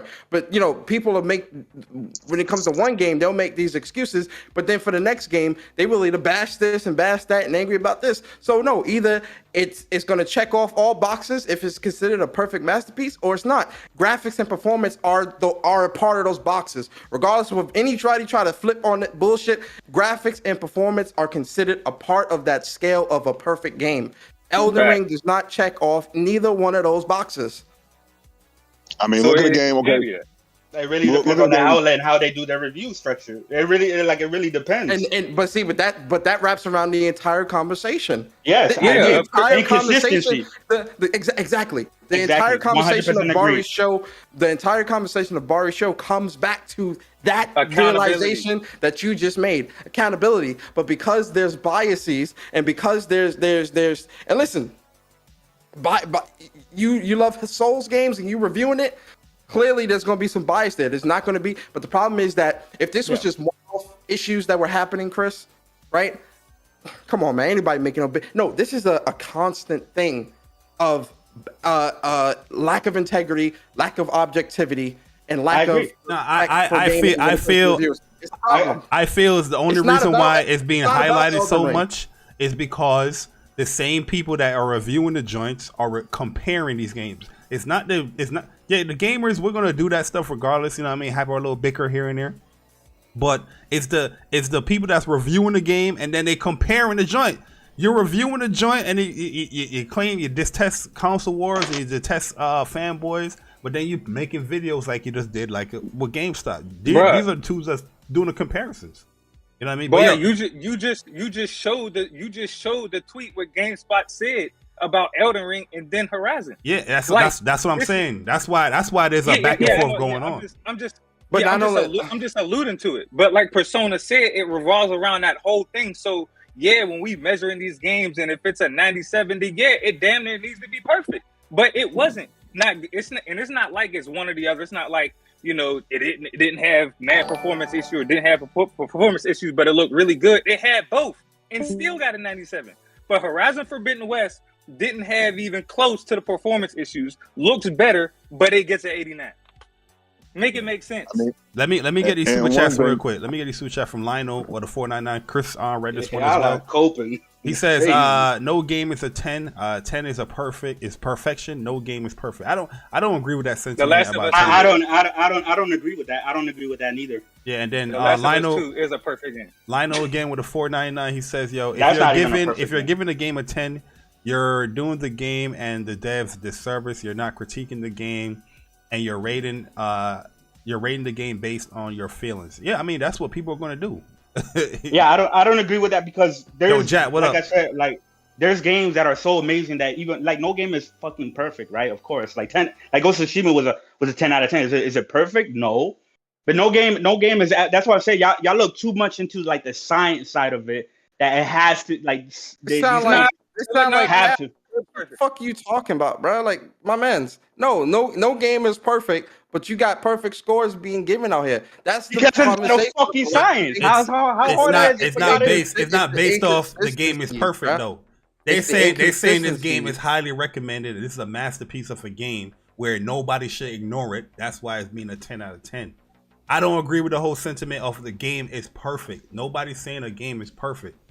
I don't think there's no perfect game, but like, what the hell? Yeah, like what's your rating on Horizon Zero Dawn Forbidden West, Persona? Horizon Forbidden West. Yes. It's a 9.5 out of 10. He changed it. Hey, yo, relax. Relax. Hey, yeah, he changed it. Hey, yo, relax. Yeah, you good. Hey, yo, you relax. good. That's like a Queens do. You good, man. You good. I had that chill. went out like a 9.1, 9.2 because it did have some performance issues and stuff like that. It was sometimes Stricky don't like the trophies. Stricky don't like the trophies. Bro, like, fact. I'm definitely knocking him off for the trophy. Yo, hey, fuck you, boy. Hey, nah, man, but yo, what was your last trophy for Horizon to get the platinum? Do y'all remember?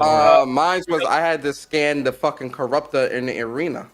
Mine was the strike. Oh, really? The 2 people in strike. Yeah, and I don't know how because I scanned the corruptor in the story. In the story mission, I don't want to do no spoilers, but in that mission, but I had to scan the corruptor. Same. I did the same, bro, and it didn't pop for me. But you have to do it in the arena. You know what I'm saying? But beating the two challenges in strike was my personal last one. Oh, my last one was helping Aaron out with his side. Yeah. But that was your last one, really? Yeah. Right. I saved the rebellion stuff for like the last. I wanted to bring because we were talking about comparing games and how they could be 10s and stuff like that, and of course to an extent some of it is subjective, right? But it's kind of like when we compare players in sports. It's like when you take the whole Moss and Teo argument. You know what I'm saying? Both are debatable, but they're both within that same realm of greatness that it's justifiable to pick either one. This is the same thing, but Elden Ring isn't really justifiable to be in 97 due to the issues we just said. So that's how I disagree. Look at it. It's fine to disagree. But the thing is, Chris, you're biased. Yeah, you love this game, Chris, and that's fine. Yeah, but it doesn't. You're biased. You're biased. You're just biased. Like everybody, just like everybody in here is biased. So of course, Absolutely. I'm fucking biased. I'm going to be biased with Zelda. I'm going to be biased for Final Fantasy. I think so. All the raising your voice and shit is pointless. It ain't no raising voices. He Puerto Rican. He Puerto Rican. That's just natural. Yeah, first of all, yeah, he's not talking normally. But yeah, I'm not. These people are saying it doesn't deserve a 97. They're not even playing the goddamn game. That's the shit that's. Nah, but we're not talking about. See, but you're focused. See, okay, you're focused on the wrong thing, right? We talking about. Everybody just says something else, and then when I say something, it's always never mind. Go ahead. No. I'm not attacking you. No, I'm not saying. I'm not talk your shit, Chris. What I'm saying is that when it comes to the inconsistencies, at least for me, I ain't gonna speak for everybody. I'm gonna speak. Oh, for that me, I agree. right? I'm not gaming politician, right? When it comes to the inconsistencies that I'm seeing, my conversation and where my talking points are coming from is more so pointed towards reviewers and their inconsistencies as a whole. The reason why Elden Ring is getting pulled into the situation, unfortunately, is because Elden Ring is a casualty of war. You understand? Elden Ring was the last game to come out that had unfortunately had this happen, and so this is what's happened, right? And what we see across the community on Twitter, from not even just if it was just the regular fanboy shit, man, whatever. But you got actual publications. Again, GameSpot's perfect example where they put an Elden Ring, doing these crazy videos and shit like this, and it's just like the bias is being shown on your chest.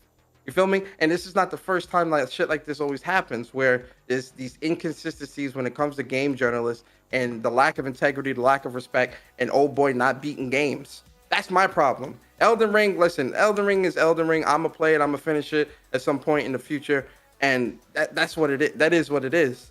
This bullshit, as a whole, is a problem. Do you think that? I definitely agree. Do you think that because I notice a trend too when it comes to games that have higher review scores that people tend not to be fans of the genre. They are quickly to find all of the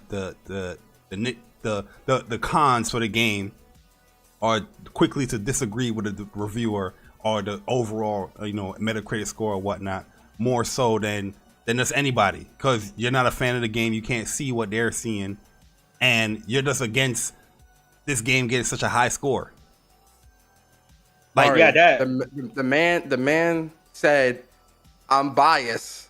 I hated that I had to learn the game for Sifu, but I'm biased and I'm not mad that I had to do it or whatever for fucking Elden Ring. This shit is across the board. This Mike Rose motherfucker just told you that for the past 8 years of doing his job, he only completed 10% of games. Well, you got you're looking at Horizon that fundamentally, objectively improved on everything of what everyone had gripes upon, but has a lower score. It's a problem in this fucking industry. It's a problem. A game like Sifu gets a 5 because it's too hard, but you got niggas who ain't never touched a Souls game in their life picking it up, talking about, I'm having fun even though I'm getting my head bashed in 30 times. Like, what the fuck? Yo, that is true. And that was kind of my sentiment. And Chris, I wasn't attacking you, man. Like, you know what I'm saying? My thing was, because we do this shit all the time. It's no worries. I argue with people about Breath of the Wild. No, it's not. These are my boys. Yeah.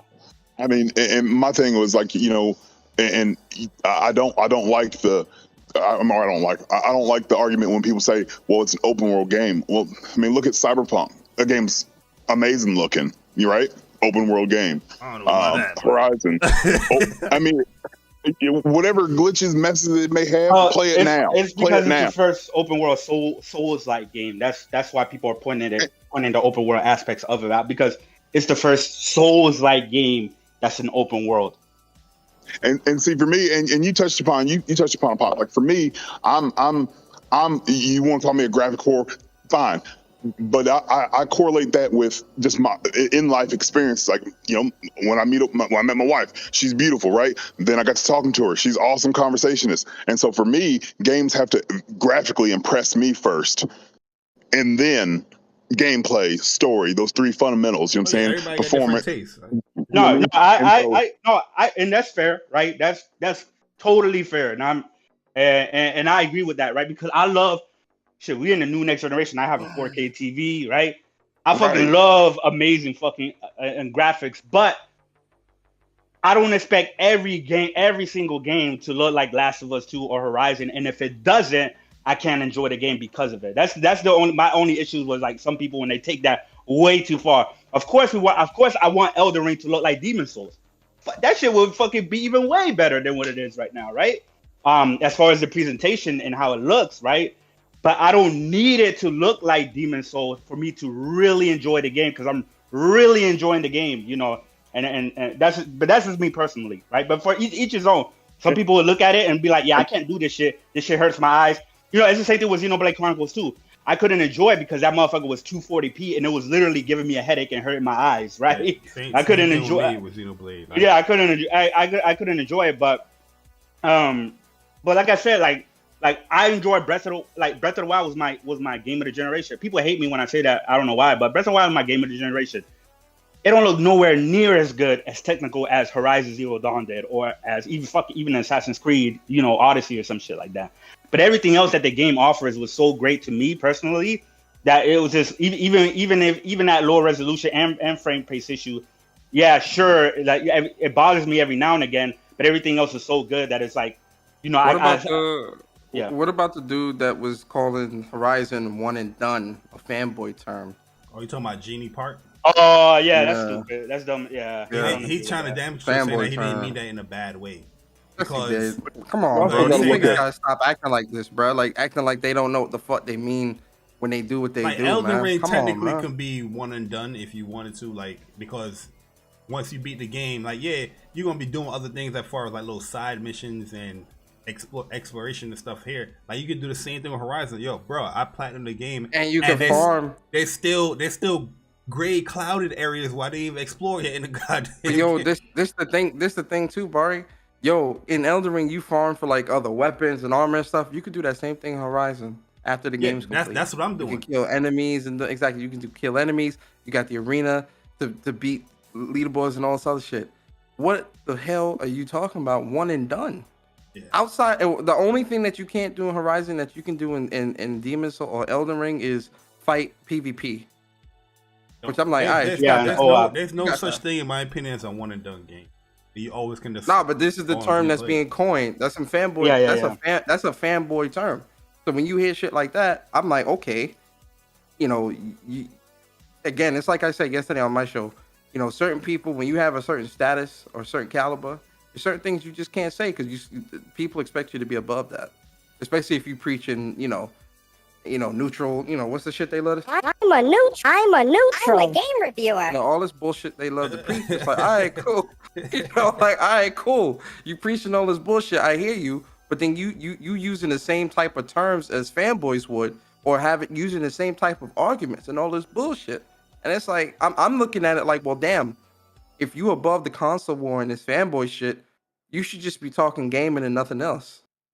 If you truly above it all, there is no gray area. And when it comes to this situation, it's black and white. Either you're fully into it or you're fully out of it. And the problem is that for a lot of these reviewers and publication sites, a lot of people who employ these sites and hold these jobs are people, or who get these types of privileges, are people who were fanboys themselves. I'm gonna show majority of them. That's why it's so easy for them to fall back into the life. It's like somebody that was on drugs and then get off drugs, but then you can't, or like an alcoholic. Alcoholics are trying to recover. They can't really be around alcohol because they still get that urge. Problem with a lot of these dudes is they still around the fanboy shit and they still want to do that because it's not out their system, right? Because it's because as much as they talk down upon it, they know it's fun to have that back and forth, respectful back and forth, or debates or whatever. Fuck out of here, man. Yeah, I'm gonna show you why. I'm gonna show you why there's a lot of bad takes when it comes to PlayStation and whatnot. Is because when the actual facts come out that people can't like contest, you know what I mean? They have to show some way like, yo, PlayStation on top, we gotta knock it down. Look at this latest article from GameIndustry.biz. Sony accounted for 46 of all spend on console games, hardware, and services. Do you understand this? They're comparing all the three. Do you understand how huge that is? Here's the breakdown here. Sony remains the market leader when it comes to drive-in spend, accounting for 46 of all revenue generated in the console market. Meanwhile, Nintendo share dropped to 29, 2 less than 2020, and Microsoft rose 1% to 25. Bro, PlayStation accounts for damn near half the market spending, bro. Yeah, 50. I gotta say this though. Crazy. I know. I wanted to highlight PlayStation here, but I gotta say this: Nintendo is above Xbox. The thing is, when it comes to Xbox and Microsoft, it don't match up with how people talk about it and what is going on with it. How is Nintendo beating out Microsoft when it comes to, services, game spending, and all that stuff? When they got Game Pass, Xbox Gold, Live. I tell you, they got that game. They spending that dollar, boy. They got that dollar from 2017 still rolling around, boy. What you talking about? Yo, bruh, yo, you gotta give Nintendo these kudos sometimes with that. Yeah, I know they say it went down 2% or whatnot, but yo, it's still above. It's still a lot though. It's still above Xbox, 29 to 25. That's still a lot though. Like damn near 30% is on Nintendo, and Nintendo don't got no third party, nothing. So Nintendo. What's the percentage on Nintendo and Xbox? 27%. 29 for Nintendo percent and 25 for Xbox. Xbox rolls actually. And Nintendo doesn't have Call of Duty or none of that. Damn. Yo, that's what I'm saying, bro. Grand Theft Auto doesn't have none of that shit. Yeah, that's huge. Can you imagine if they had that? And then you got PlayStation with damn near 50% of the market cap, God. 50%. You understand how that's so if the spending for the market was 60 billion or 62 billion, PlayStation got 31.5 billion off of that. That's half the market, bro.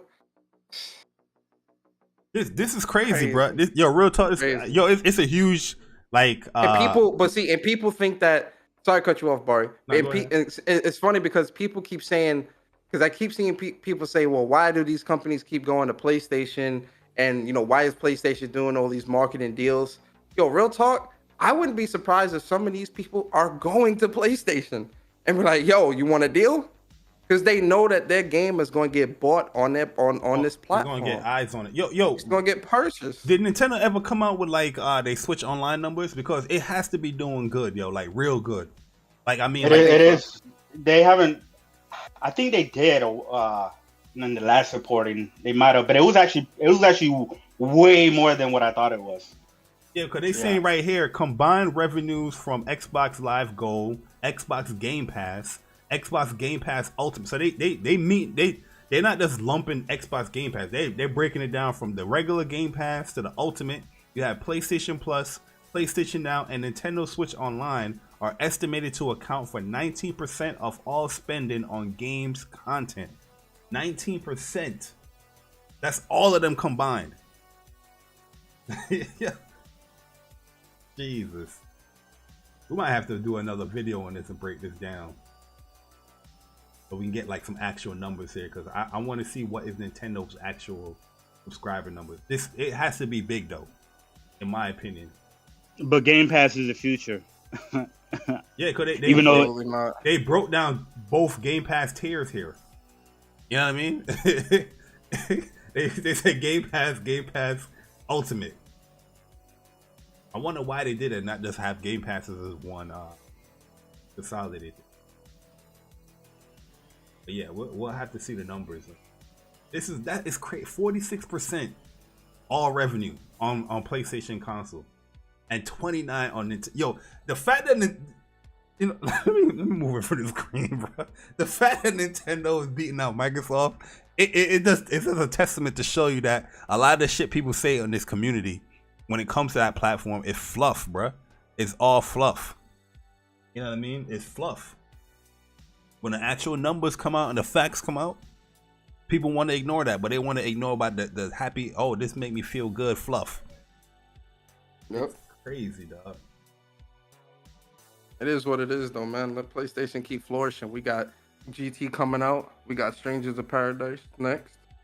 We got MLB. We got MLB in April. We got Anno in May. Yeah, Anno Mutation Yo, as well, which was a China. Anno Mutation. Yeah, I want to support China Hero Project. Yeah, that and Young Souls. Young Souls come out next. I'm getting that day one. I'm getting that Anno day one. It comes out March 17th. Yep. Persona 4 Arena. Yup, that drop. And they got the rollback announcement. We might also get what's the name? I think God of War dropping that June, man. Matter of fact, Grand Blue Fantasy Relink news is coming soon. That coming spring.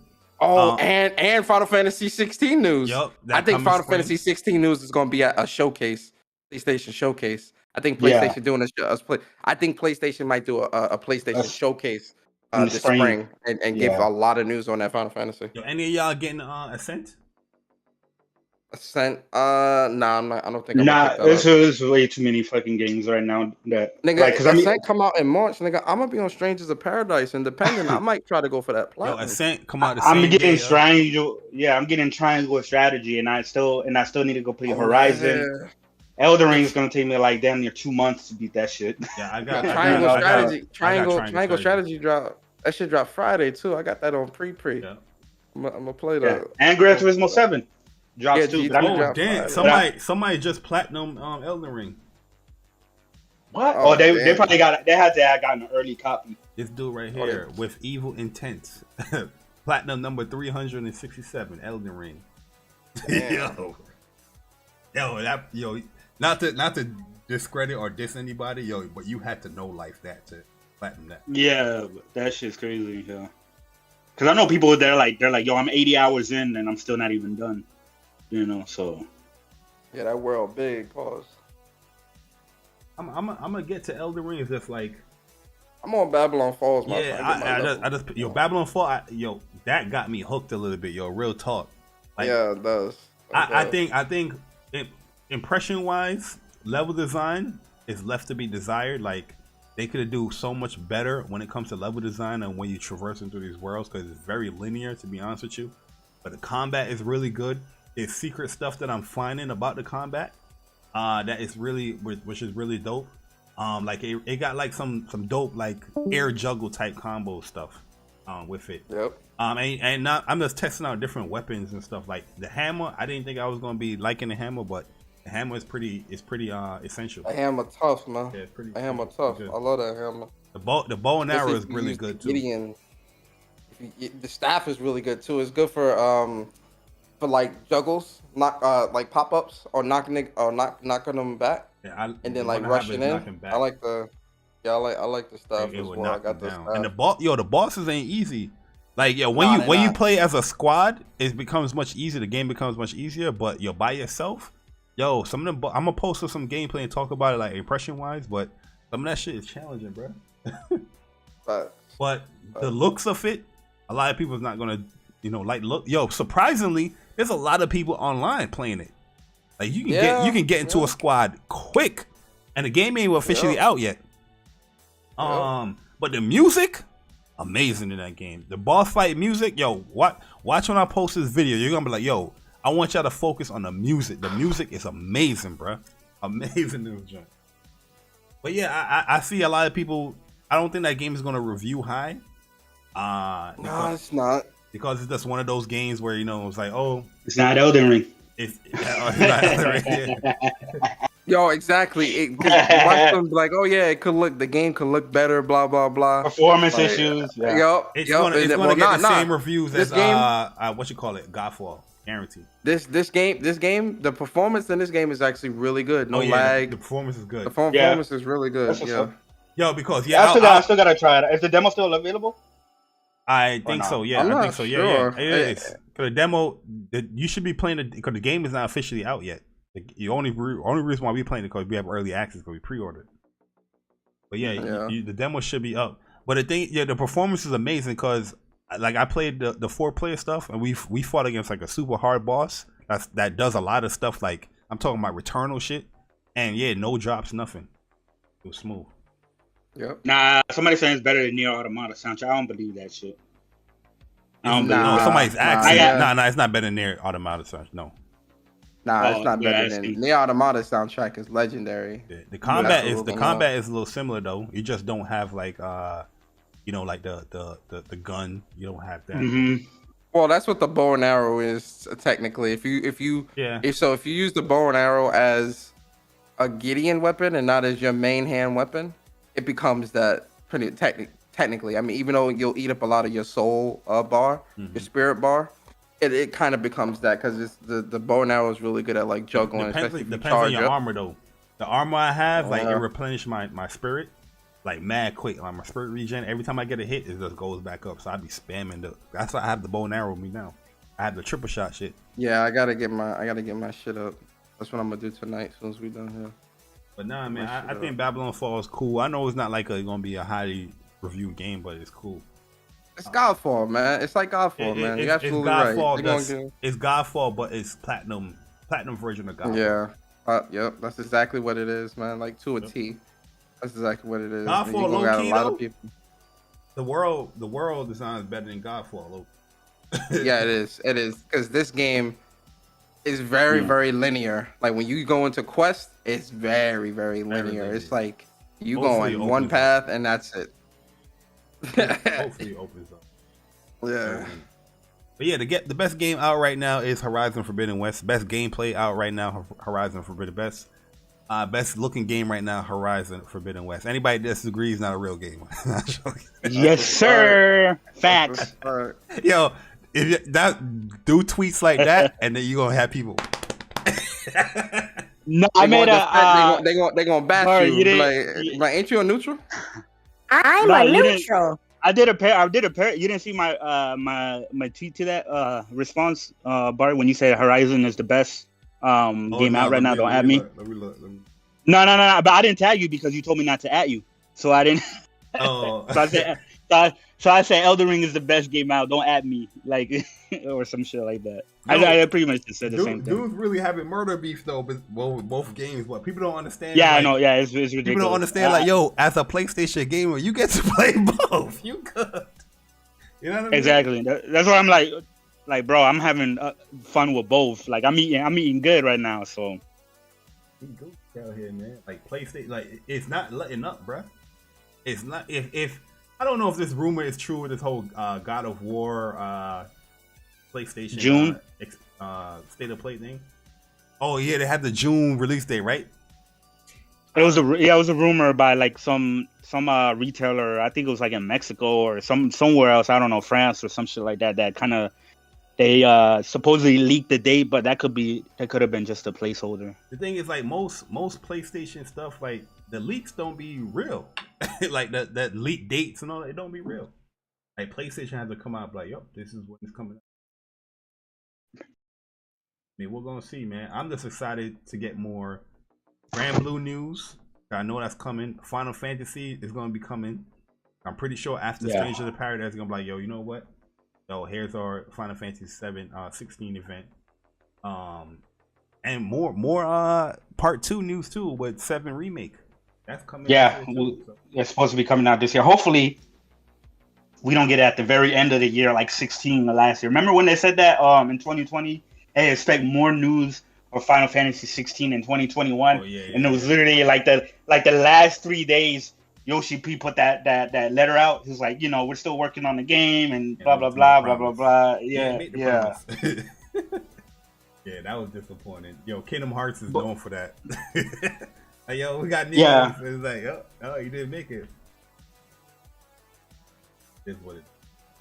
There was one thing I wanted to talk about here, but I forgot, yo. I didn't have it lit. Ghostwire Tokyo, nobody copying that, right? Or y'all good on that?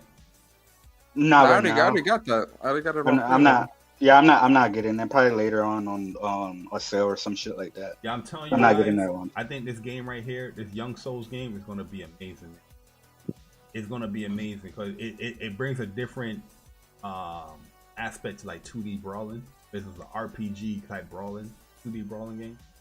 Don't just look fire. It's gonna be on Game Pass day 1.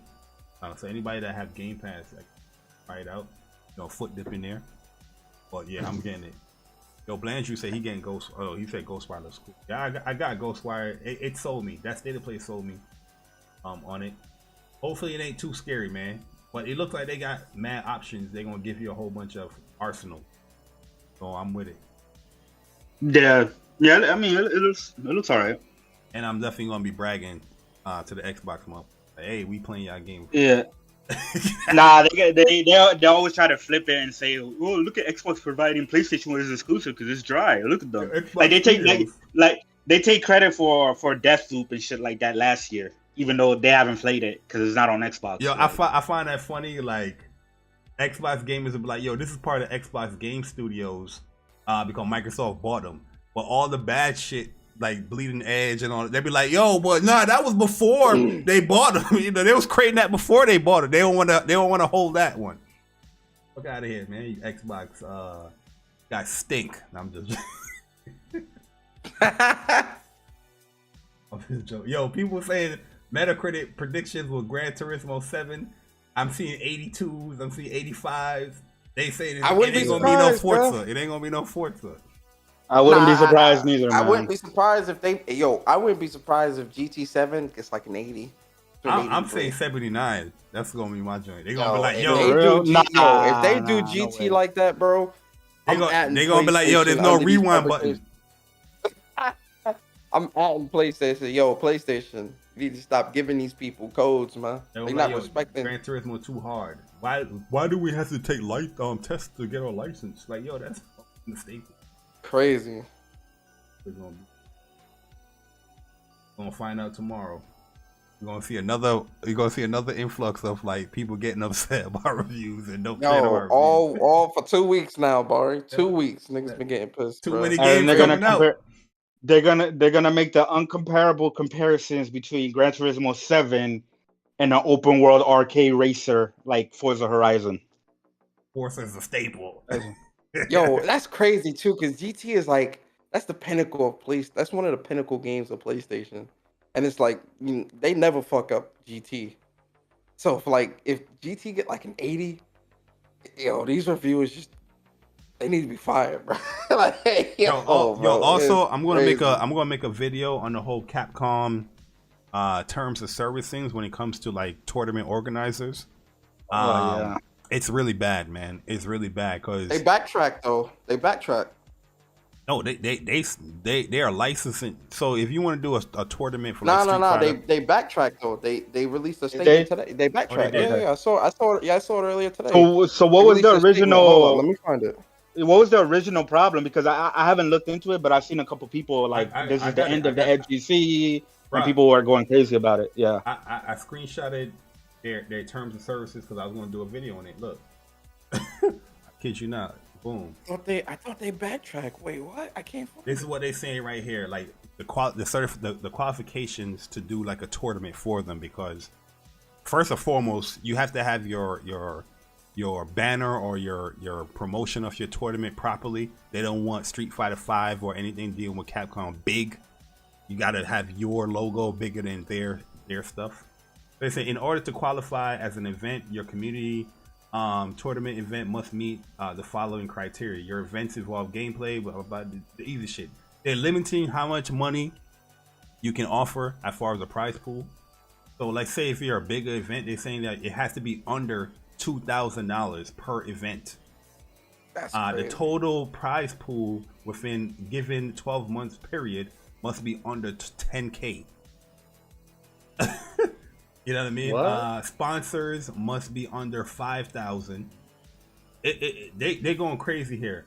Let me go to this other one where I'll tell you. Trying to control. Why are they trying to control the payouts? That's crazy, bro. Yeah, it's like if you're a small, like say the online arcade, like this can put us in jeopardy as far as doing Street Fighter tournaments, because if we don't follow certain shit, like they're saying here, you can't charge for no events, which we never do anyway. But like say you have a Twitch channel and you're doing like sub only in a certain area or emotes only, you can't do that because that's requiring the spectator to pay money to view your event, just in case you want to do all emotes for like a couple of minutes. Because you can't because they want to get a piece of that money and they know they can't, so they trying to just stop it, period. Yeah, see, they're saying you may not charge any fee to spectators to participate in an event.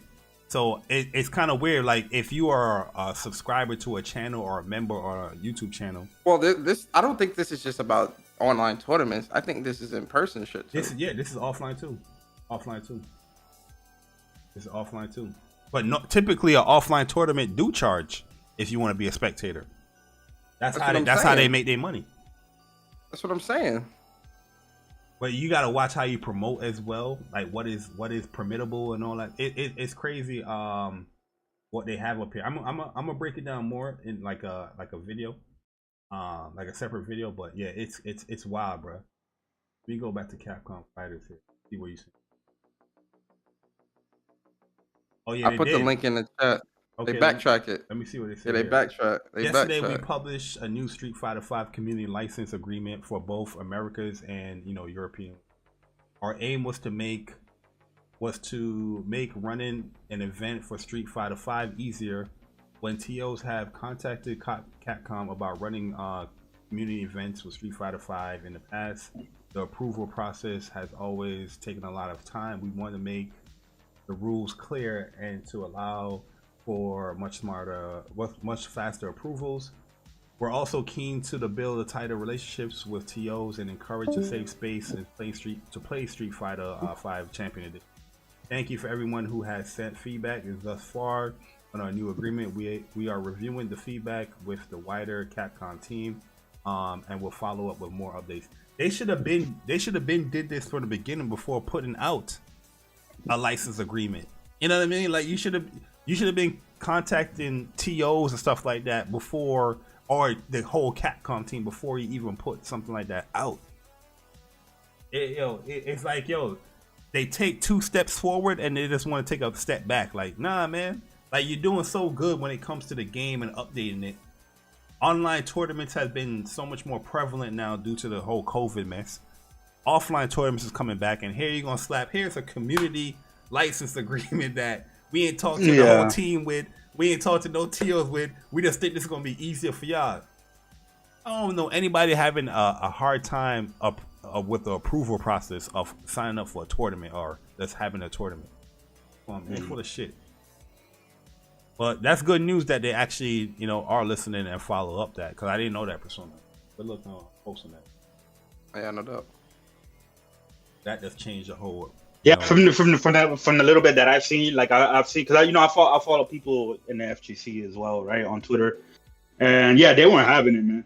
They were all like, "Nah, fuck this shit is bullshit." So yeah, because you're taking away a lot of the personality and a lot of things. Like a lot of people use like Matcherino, right? Matcherino is a huge component to a lot of like tournaments where it's like crowdfunded, but according to this license agreement, if you want to use our game for your tournament, you basically can't have any crowdfunding stuff because that's charging the spectator. You know what I mean? For like for they pretty much pulled a Nintendo, pretty much, or they were trying to pull a Nintendo.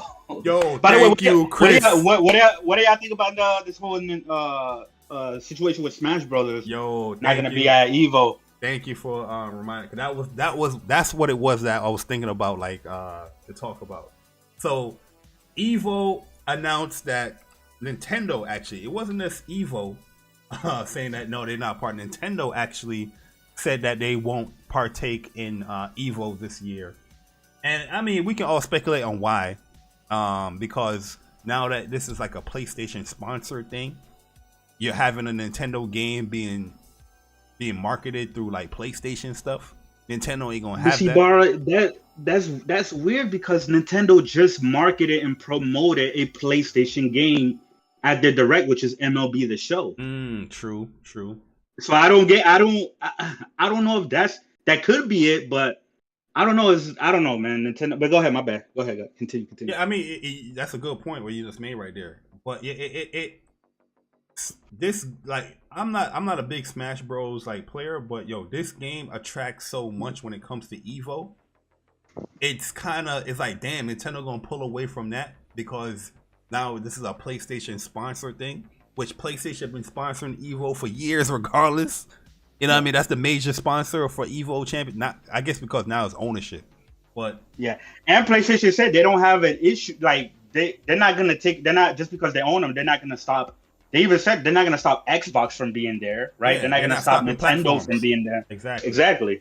All the platforms can still go and join and have their own. Xbox can still do Killer Instinct. Nintendo can still do Smash Bros. It's not PlayStation himself that's manning it, because Mark Mann said it. He said it. He said it it's co-owned. Yeah, he said himself like, we're not saying that other platforms won't be there. It would be cool to have Killer Instinct there and all that stuff. Yeah, Nintendo is just being, I guess that they're being that stubbornness.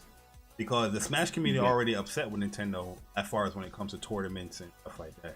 And the fact that you're pulling away from the biggest tournament in history and you don't have nothing there, as a contingency, it's kind of upsetting for a lot of people.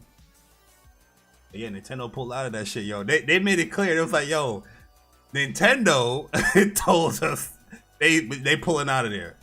You see right here? We are saddened that Nintendo has chosen not to continue the legacy with us this year. Smart words right there. Yeah. But people try to get mad at Evo. Yeah. Yeah, or they're making excuses like, well, Nintendo. I already seen not PlayStation fanboy, but Nintendo fanboys talk about.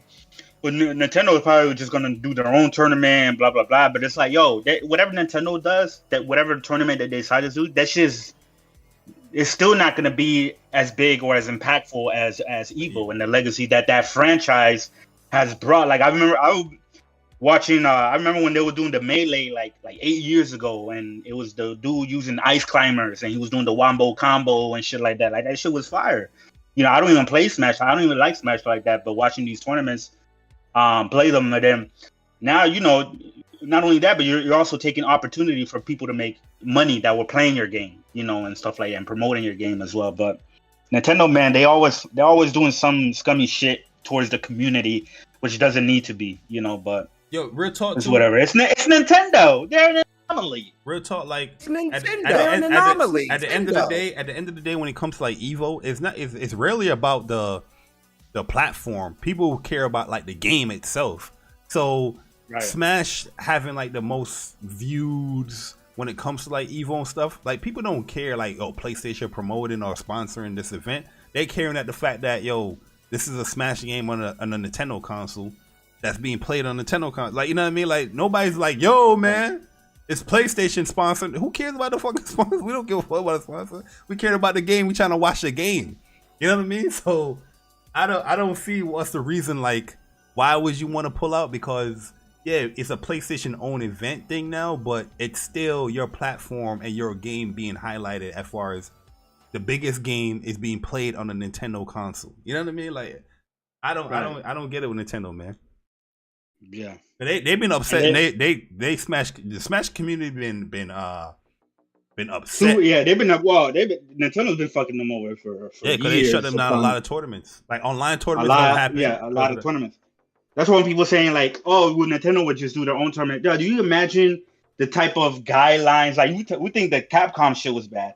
Do you imagine the type of guidelines Nintendo would have for their own fucking tournament? Like that's why you don't. That's why you don't see them. Like one of the biggest fighting games out. You don't really see tournaments like that from them because Nintendo limit that shit. One of the guidelines would be shower. Yo, that needs to be a guideline. It need to be a guideline. Shower before you get here. Oh man, yeah, that sucks, man. That the biggest game is not gonna be there for Evo. I wonder who's gonna take the place. Make it be Grand Blue Fantasy Versus, man. So I'm biased. I don't give a fuck. I don't give a fuck, yo. But yo, we'll end it right there, man. Give us a shout outs, man. Let me see. Yo, Chris Righteous, what is good, man? Let us know where the people can find you.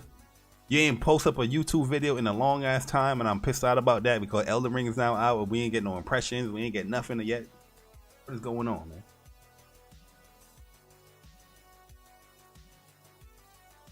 Yo, good shout out there, Chris. Appreciate that. Yo, Chuck said Grand Blue dead. Yo, Chuck, Chuck, man, you a hater. Hating ass, man. Let Grand Blue live, yo. It ain't had an offline presence ever, man. Your persona, man. Hit us with your outro, bro. Let the people know. What? I think that's Chris. Go ahead, Chris. Give your outro. That was Chris? Oh, he just left. All right. Yeah, he said, fuck you. I don't know what's wrong with his mic. What's wrong with his mic? Probably on the phone. But yeah. But yo, man. Yo, Persona here, man. Great show, Barry. Great speak from the hearts. You know, it was a really good show. Always entertaining. Make sure y'all hit the like button, man. Subscribe to my boy Barry. Also, this Saturday, man, What's Up PlayStation podcast. Don't miss it. Episode 73. And you know, make sure you guys check out episode 72 as well. We had Colin Moriarty on the show. Really good conversation, good talks. It was really great to have him on, so shout out to him. And yo, man, I'm gonna be streaming some Babylon's Fall this week too. Yeah. Probably tomorrow or Thursday. I want to get my level up a little bit more. I don't want y'all to see me struggle. Nah, you actually. Let me get my level up and get my. Your level's actually like right where it's supposed to be. I'm level 11. Yeah, I'm gonna say when I get it up high, I want to get to like 25, and get some like pretty decent gear and get some good shit. So, let me get my level up a bit. Then I knew Persona character like my man got the hammer. Like he got like 2 hammers, and I was like, dude's hammered out, boy. Hammer, man. I'm the tank, man. I'm a tank out here. You ain't picked the tank character though. You picked the. Yeah, I did. Your character looked like the character I have. I forgot to call it I forgot the name. Nah, I'm a Agravian, right, Arvagadian character, whatever that race is. But it's a good game, man. I'm gonna stream it this week, man, and I'm gonna talk about it, and we're gonna play some matches, play some story and stuff like that. But listen, I appreciate y'all, man. I hope y'all enjoyed the show, man, and I'll holler at y'all. Yo, Chris, are you back or? Yeah. My bad. I had a phone call. Yeah, man. Shout out. Yeah, good show, great talks. Listen, anybody in the chat, don't take none of this shit personal. Because I was trolling people in the chat and shit. Because motherfuckers are coming after me, man. But anyway. I was gonna say, don't go blocking people like other people. Hey, yo, real talk though. I respect Chris. I respect everybody in here, like Chris Persona, when it comes to their gaming thoughts, because they don't give a fuck what you think. They passionate about what they like. You know what I mean? Like I respect. I respect Chris's opinion. Like when it comes to gaming, I definitely respect Chris' opinion a lot because he play games, man. He about his shit. I respect that so much more than somebody that goes along with a wing. Like, oh, that's because you have a whole bunch of people, ganging up on this game. Oh yeah, guys, you know what? Let's agree to disagree. Nah, Chris is like, fuck y'all. Elden Ring is amazing. Even if I disagree, I was gonna say, even if I disagree with his opinion, I still respect it, 100%. Absolutely, man. Always. But yeah, go ahead. Yeah. Don't take the yelling as like, niggas. No. Passion. No, not you. I'm talking about the chat. That's passion, bro. Yo, we're very passionate people. Trust me. Yeah, no. Trust me. It's all love with these guys, man. It's all love. But I mean, I like what I like, and it is what it is. I mean, I don't really care how people feel about it. I'm gonna disagree when I want to disagree with people. Somebody says something I don't agree with, I'm gonna speak up and be like, I don't agree with this. This is why I like it. But at least I get reasonings, right? And at least what Elden Ring is like. I've always been a Souls fan, so I'm not like I was always on the hype train since Dark Souls. So it's not like everybody. I feel like a lot of people are just jumping on the hype train because of the scores and whatnot. But it is neither here nor there. We see it. Play what you like. I love both games, Horizon Forbidden West and Elden Ring. I think they're different in their own ways. I enjoy them differently in their own ways.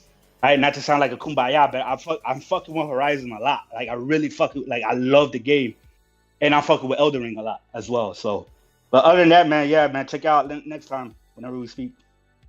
Yeah, man. Shout out to all you guys coming through, man. I saw a lot of real quick too. Shout out to these emotes, bro. I'm digging these new emotes, bro. I ain't gonna lie to you, bro. I'm gonna show you the other ones. I ain't put out the other ones yet, but I'm gonna show it to you. I want to see your first look. I want to see them, man. These emotes is fire.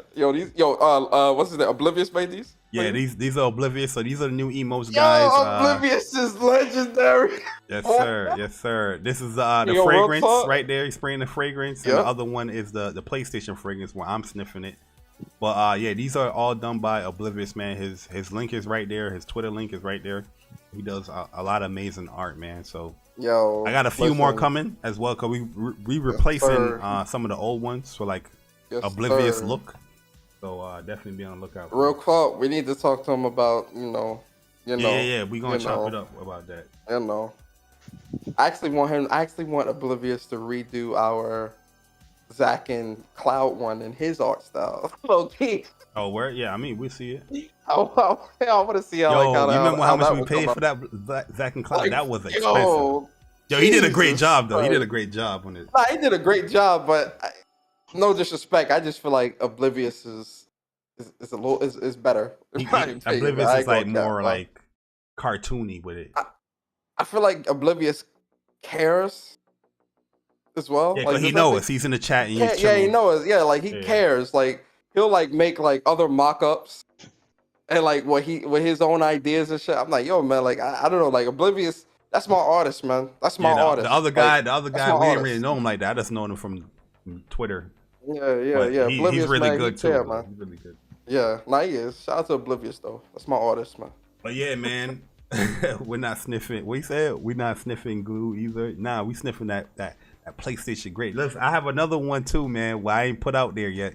Well, Oblivious, he give me a lot of like little concepts and whatnot. Yo, it's fire. But yeah, we're gonna replace. That's a little heads up. We're replacing the Bob Ross one too. The paint a picture that's being replaced too in his style. So.